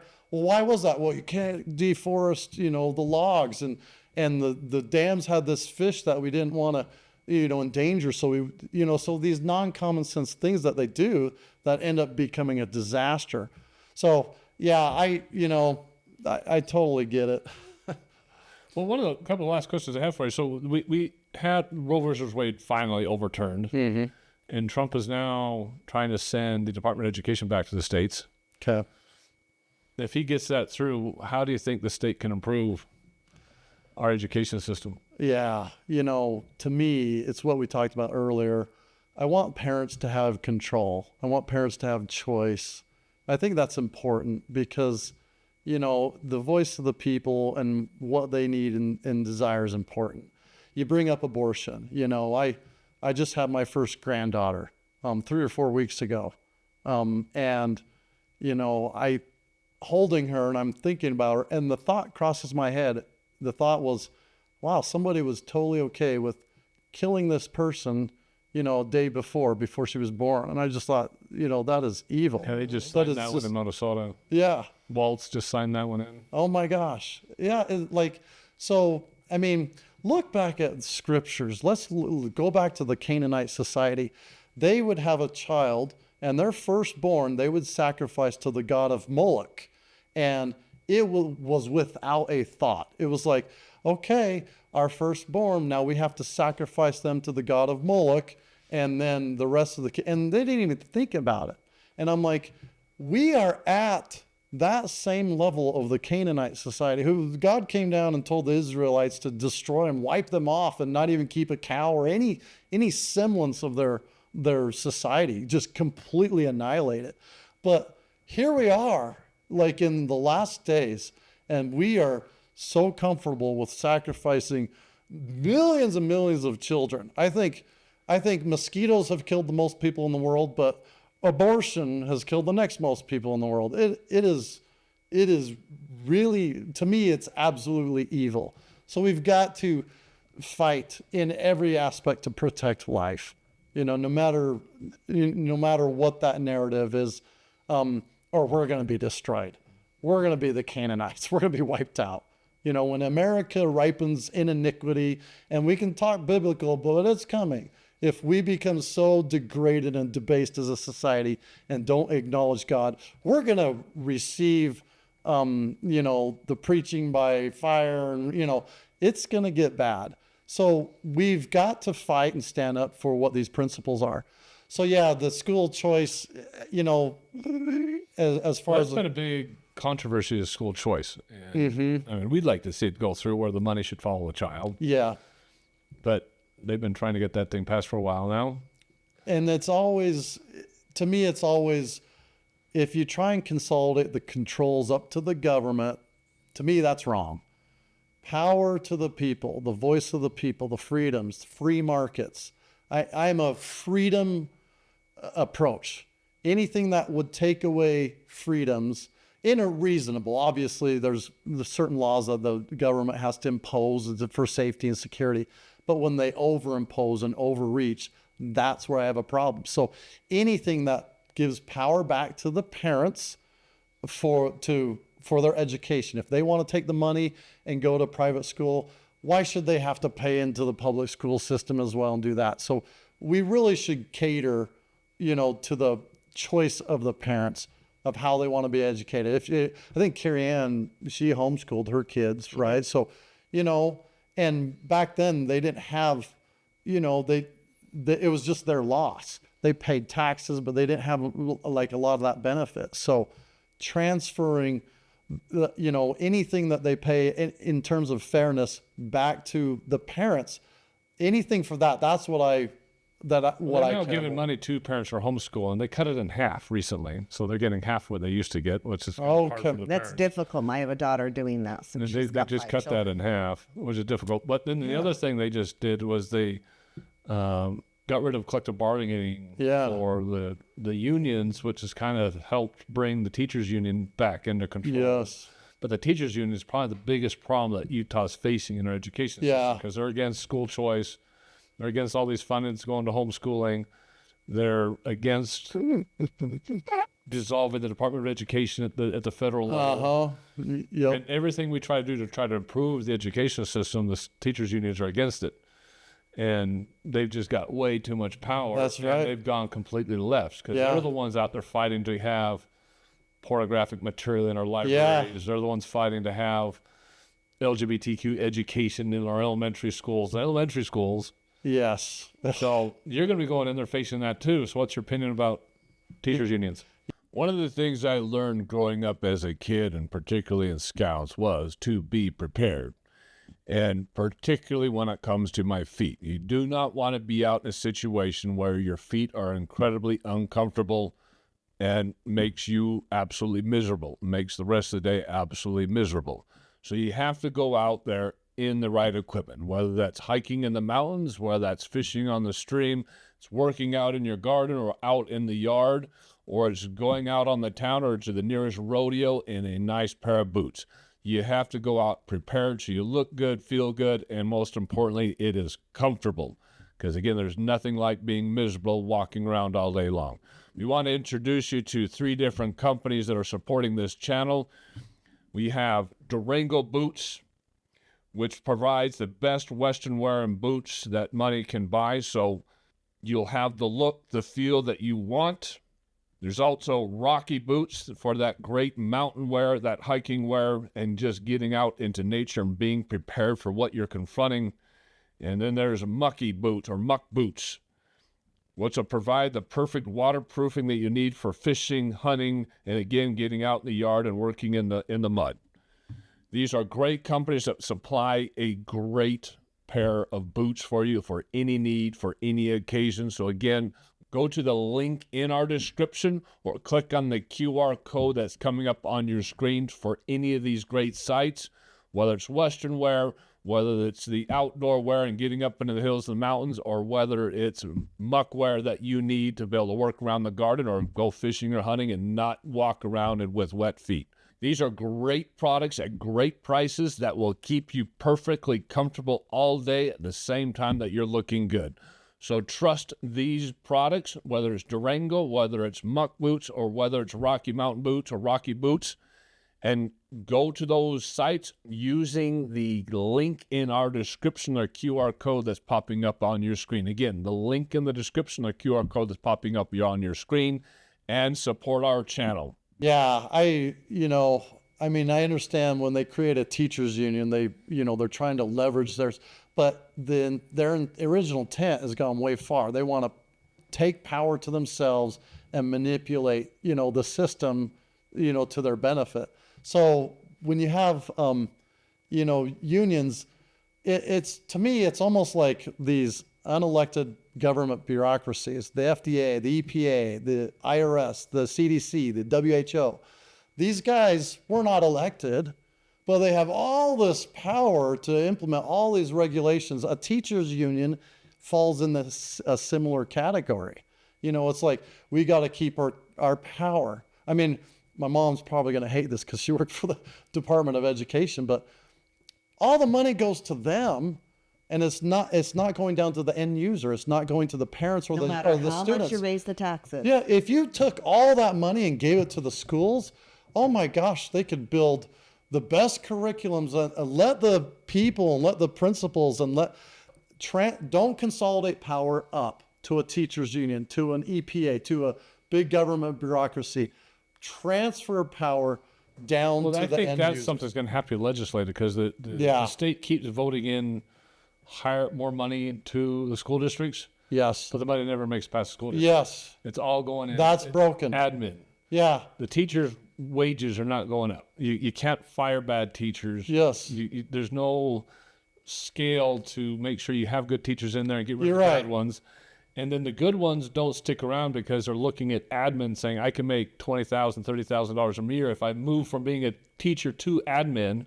Now you've got Now my salary's huge. way bloated bunch. administration, more admin than you even need. And all the good teachers are not teaching anymore because they've gone admin. Exactly. I mean, this is what Pete Hegseth's dealing with right now.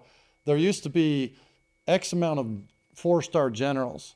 Now you got like 50 times that amount. Like, you know, they all get promoted, they all go up. And he's like, you know, do we need all that?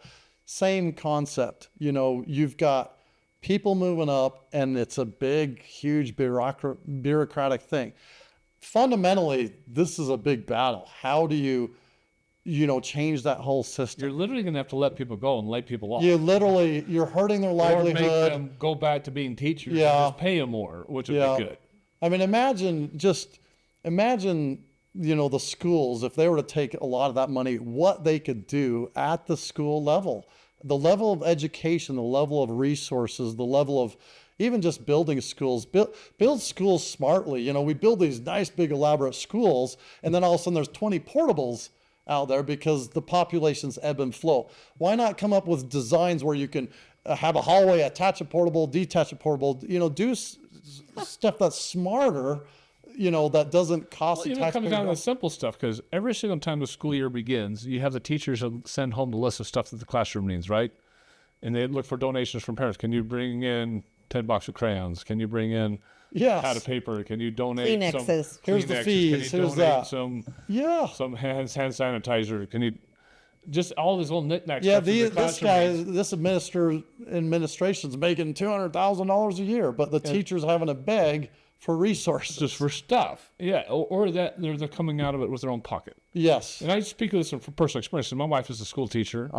She taught in the Port Provo School District. She taught for a Mountain Land Head Start. She's taught in the Montessori school system, which was a private school, and she saw how well taken care of they were. She taught in the Davis School District for a little while. Now she's over at a charter school. So she's seen all of it. And it's the same problem no matter where we go for the last 15 years is money's not getting to teachers. It's not even getting into classrooms because they have to ask for donations. They don't even have materials. They can't let kids take books home because they only have a classroom set. Yes. And if they miss any, then they won't have enough for the classroom. Yes. Well, none of the money's making it down. There is not. And so what you need, I mean, the teachers see what's going on. So what you've got to do here, you've got a giant bureaucracy. The Department of Education nationally, huge bureaucracy. Who are the experts in this bureaucracy? Well, the bureaucracy is going to protect themselves, their jobs, everything. But the teachers and the collective voice of the teachers can give you solutions like, listen, they're imposing this regulation or that regulation or the other regulation. We think, you know, they can give the input and feedback of how to fix things. But it's going to require a grassroots teacher's effort to dismantle something that's so entrenched and big. Trump and McMahon can get rid of the federal Department of Education, but then we have our local problem, which is what you're going to be over the top of, and that's how many administrators can we literally lay off or force them back into being Yes. teachers, and how much of that money can we force the districts to push down to the classrooms and the teachers? Yeah, I mean, let's look at it like a business, you know. Let's say you got a set amount of income and it's shrinking. You have to have layoffs. I'm sorry. You've got to juggle, realign, reappropriate money differently. This budget isn't sacred anymore. You can't, oh, this is the budget for whatever, you know, project. You've got to be able to have transportability in these different budgets. You know, you've got, this is for autism, this is whatever. So you've got to, you know, be able to dismantle some of that framework. That's a tough, you know, that's a big, It's gonna be a big ask. and it honestly, you know, I'm not an expert at all in any of this. Like, the first thing I would do if I was to start looking at legislation that fixes this is I'm going to talk to your wife. I'm going to talk to school teachers. I'm going to talk to school principals, and they're the ones that are going to have the best ideas. And then if we can see strategies of, like, you know, this isn't working up here. This is bureaucratic. There's too many big salaries or whatever. Then we can address that. Now, some of these principals are striving to come up here, you know, but you can gain so much information from the knowledge base, the end users, the principals and the teachers. They're the ones that are going to know the solution, but they don't have any power because these guys have all the power over them, or the teachers union has all the power of them. So how do we transport power to these guys? I mean, let's start doing surveys. Let's start visiting with these guys. Let's, you know, create a commission of teachers, you know, to solve this problem, and then work with the legislators. You know, this needs to be trimmed. This needs to be reappropriated differently. This doesn't work. These are regulations that have tied me up from being able to teach in this aspect, because we can untie a lot of the bureaucracy, but that's the problem. Nobody wants to untie and unwind what the sacred cows are that they created. Mm-hmm. They just don't want to undo it, and you get tons of resistance. But these guys are dealing with that impact, and they can affect the change. So that's where we gotta. Sounds like you want to lock them all in a room for a summer like yeah. the fathers. Well, like I said before, we're going to have Richard Markosian on in our podcast a couple weeks from Utah Stories, and he's doing a big bit that he's releasing here soon on teachers unions and this whole problem. So he's done, and we're probably going to talk about this in detail on the podcast coming up. And he was telling me about it over the phone. I was just talking to him. He's done this huge research on the Granite School District down in Salt Lake. Oh, There's massive, I don't know how, he's gone into a lot of detail on the Granite School District. And what he's found out through the right to public information, he's requested it through the Public Information Act. He's found out there's well over 200 people in the Granite School District that are making over $200,000 a year on a $180,000 to $200,000 a year. In the district level. And he says, and none of that money is getting down to the teachers. Oh my God. He says there should not be that many people making that kind of money. Yes. That's insane amount of money. Yeah. That's millions of dollars a year Yeah. in bureaucracy and admin that's not going to the classroom. So in my industry, in the, you know, medical sales type industry, when expenses are too high, when profits aren't good and the investors aren't happy, they just lay off. You know, there's no mercy. They cut expenses. People lose jobs, and it's hard being in my industry. My buddies, you know, they're always relooking because they got laid off. They got caught with layoffs. I've been caught a couple times in layoffs. They contract, but you know, that's what has to happen. When you're talking about Granite School District, all of that. See, my company, thinking of a business, they would look at that, and they say they don't because they might get sued, but they do look at salaries. They do look at, oh, you've been here, you know, 15 years and you got a pretty big salary, and we need to cut expenses because we're not surviving, and we're gonna survive as a business. And that we get the phone call and we're told, like, listen, we're shrinking geographies, we're shrinking the sales force, and we're sorry, we have to let you go. Here's a severance package to help you get on your feet till the next job opportunity comes along. And a lot of people take it. But in the government, you don't think that way. So Look at sports, right? You got the football program, or NBA or NFL, right? They have a salary cap. They can't go above it. Yeah. And they have certain star players that want more and more money, or else they can't keep them. They'll go to some other team. And so they are forced to either keep those star players and pay them more, or lose them. And they pay a luxury tax if they do pay more. So that's what it does is it forces the teams to limit how many star players they can have on a team. And so if you look at like my team, the Chiefs, they had a lot of star players, but they demanded more and more money. And so they had to downgrade and let go a lot of the stars to keep under the now salary they're paying cap. for it a little Now bit. they're paying for it because they're not even going to make the playoffs this year because they're not even winning anything. Which was shocking to me. I was like, but the problem is they've had to trade away a lot of star players because they're forced to not spend the money. Yes. They can't do it. And so government's not seeing the same thing. They're not doing the same thing. They're not downsizing. I'm always the government is never the answer. It never will be. I don't think the government knows how to downsize. Yeah, they don't. They don't. They're not business because the risk is transferred to the taxpayer. They have no risk. And if they need more money to cover all their programs, they can just raise taxes like is happening in Davis County. The general fund, they're raising taxes $4 to $8 a month per patient. But that's a big deal because it never ceases. It's always just grown and grown and grown. So inflation is killing homeowners, but the government always gets to balance, their budgets by raising taxes. We can't ever go, to anywhere and do anything. So speaking of that, we were talking to T.R. Auxier. Oh, yeah.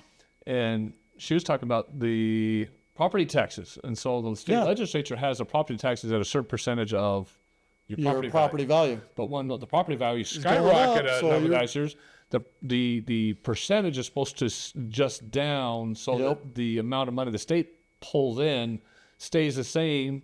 But they didn't adjust it down, and all of a sudden the state had huge influx of property tax money coming in because the property values went sky high. So they had this overabundance of cash, a surplus.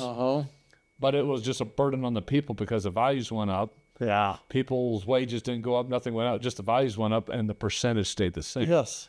And so then those people have to sell. Where the government won't downsize. They won't down. They're not. They did drop the percentage like they should. Exactly. I mean, that's the problem. That's what we have to tear down.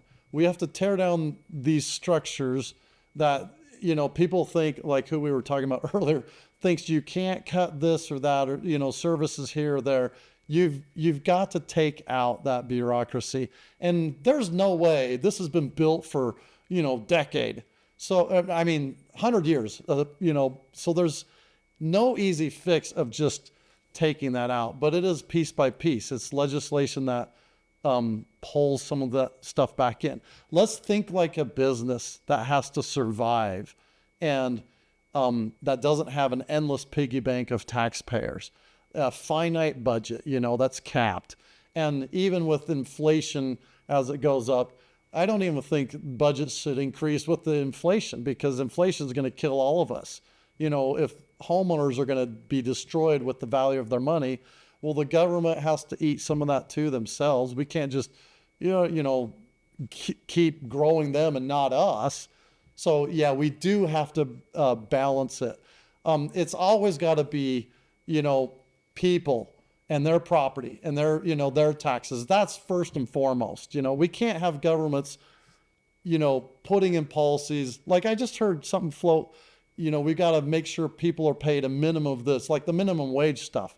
Well, Chicago just did that. Yeah, those so owners they just passed a minimum $20 or something, $1,000 a month. Yeah, minimum living allowance. So that sounds great, but these employers that are barely surviving because of inflation and costs are going up, they can't hire, so they're going out of business. We've seen this play out in California. Why do they think it's going to work elsewhere? We've already seen the results of it. So employers go out of business. Now the people used to have a job, now they have no job.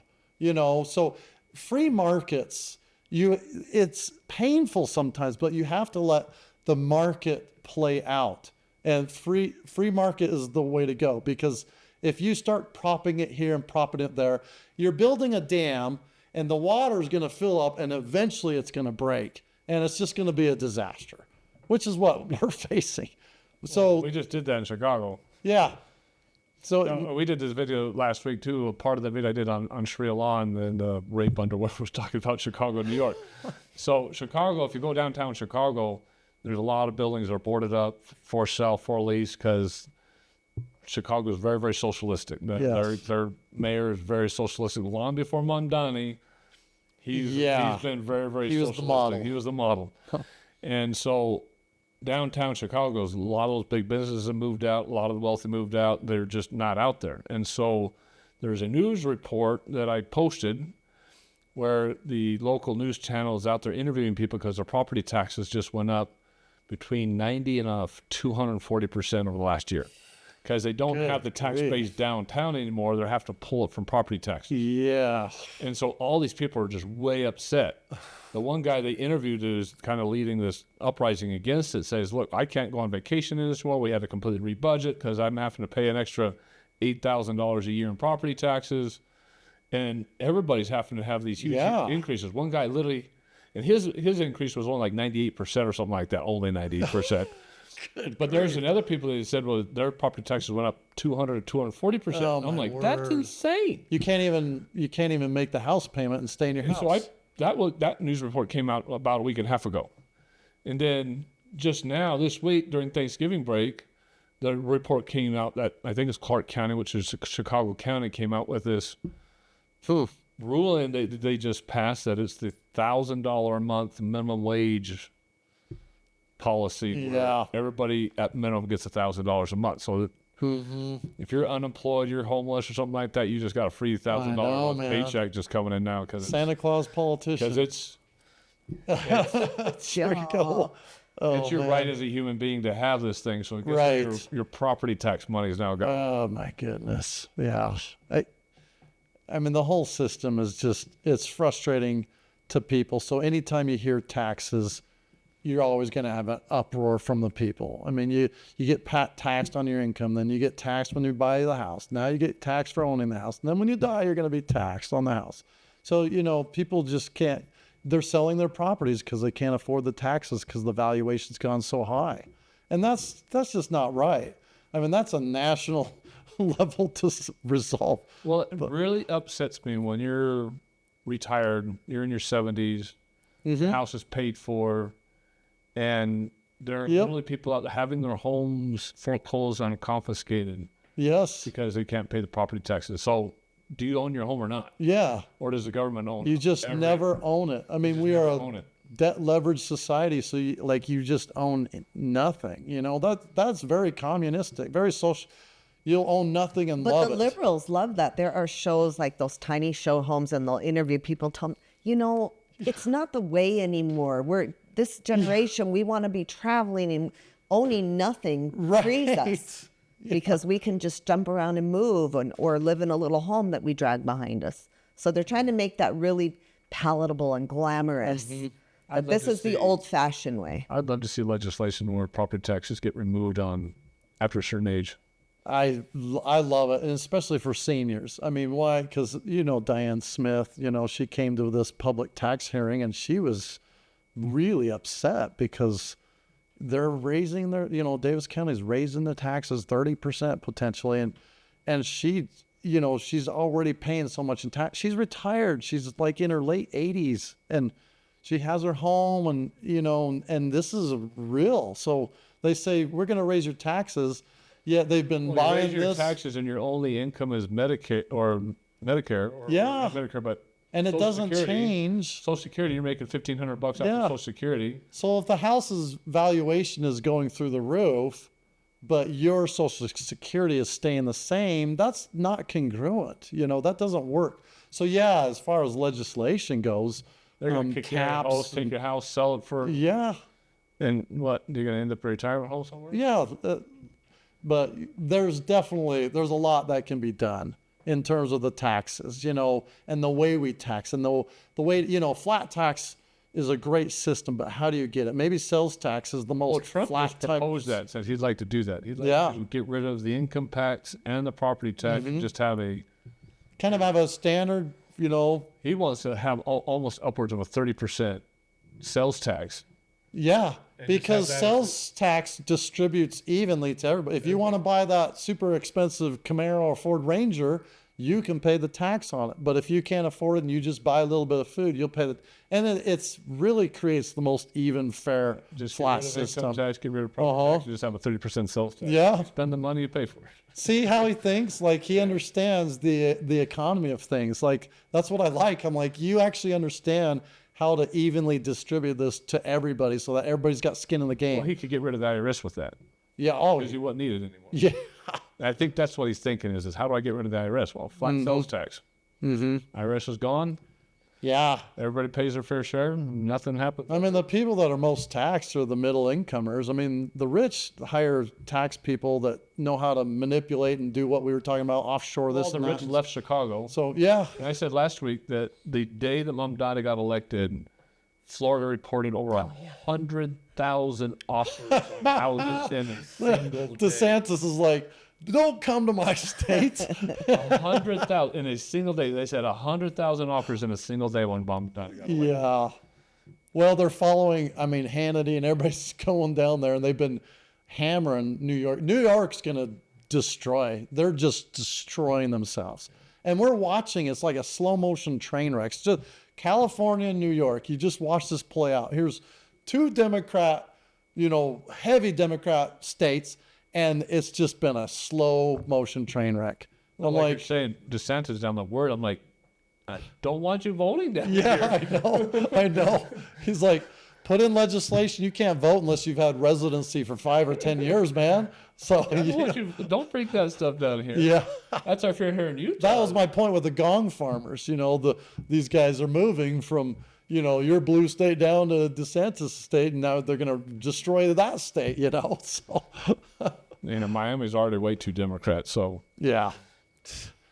Yeah, my brother's in Florida, but yeah, there's still, they're a purple state still, but they're not lately. They've been pretty red. Well, it creates a problem for us because if that redistricting really sticks and we still get all the Californians moving in to Utah, Yeah, and they all move downtown, it'd be a super district. They tend to congregate. Yep. They tend to congregate. Yeah, that's why I don't want this fight to ever give up.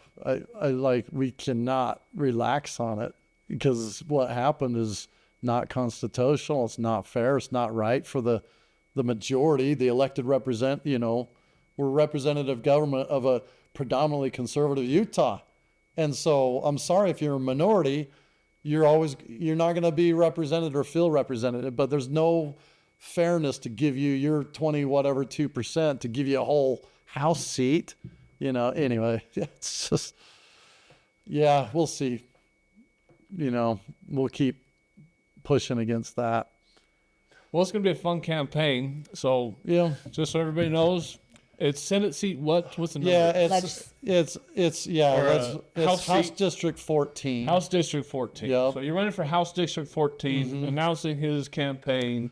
Yes, we'll be kicking off, and on Monday, December 8th, at the Syracuse Community Center, I'm just going to have another event, similar to this, just to kind of introduce myself to the community. So I'd love people to come if they So want. announce that one more time. Syracuse. Yes, it's at the Syracuse Community Center at 6:00 on December 8th. And, would love to have people there. We will file in January 2nd, I believe it is. And that's when the campaign officially launches. But I would love to meet with anybody and everybody, anytime, any day. And if you even want to call me or text me, my phone number is 801-589-2178. I really want to understand the pain points and the issues and what's important, the priorities of everybody. And I know it's going to be housing affordability and taxes and things. But if there's anything else, your expectations of representative. Kind of tell everybody, so everybody doesn't know what is that district. What is your district? Yeah, so this district consists of mainly a good portion of Syracuse, the majority of Clearfield, and then there's a sliver of Layton. So if you go on the Davis County government website, you can actually look up and see that county. Every county is made up of precincts. And so there are individual precincts. I'm a precinct chair for Syracuse 11, but you have a precinct, and we're going to come up to a caucus, and you have the ability, this will be in March, but you have the ability to go to your caucus meeting, and you can run to be a county delegate. And I'm hoping you'll run to be a county delegate. It's a 2-year term that you serve, and you'll go to the county convention. They also elect state delegates that go to the state convention, and these both take place in April. But if you run to be a county delegate, you have to commit to being there on that Saturday. It's an awesome sacrifice, but what it also entails is for you to be a representative and represent your precinct and vet people like me.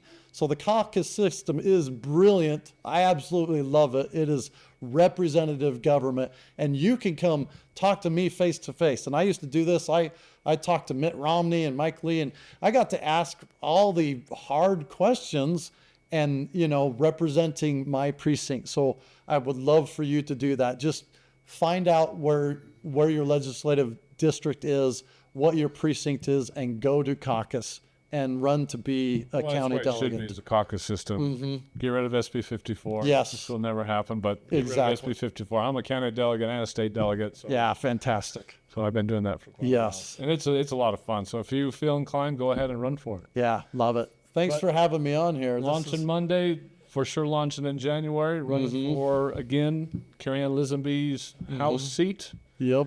and just carrying that torch. Yep. And she does leave huge shoes to fill, and I'm not going to ever pretend I could ever fill them, because she's been a very effective and amazing legislator. But I'll give everything I can, to do that. Everybody comes with their own gifts and their own flaws. Yeah. I'm all in, John Taylor. Well, good. Thanks. I got one endorsement, but Ingrid carries a lot of weight. We'll give him the God and Country endorsement. Let's put it that way. Share this episode, especially if you're local. If you want to know more tell them if they want to know more about John Taylor and who is running, this is an excellent episode to watch. There we go. And he can probably use this on his social media and get it out there. Yeah. A lot of people will see it and voice their opinions. But yeah, we'll give John Taylor our God and Country endorsement. Awesome. This is God and Country. We appreciate everybody on this week's episode. Again, like, subscribe, share it. Please help us get out there and get past this whole YouTube problem we've got. And we will see everybody on the next video. Just be informed that coming up this next week, we will have Border For real Patrol. this time. For real. So our next guest is going to be Border Patrol. So look forward to that. And they're flying up from El Paso, a special just to visit our podcast. And so we'll see everybody next week.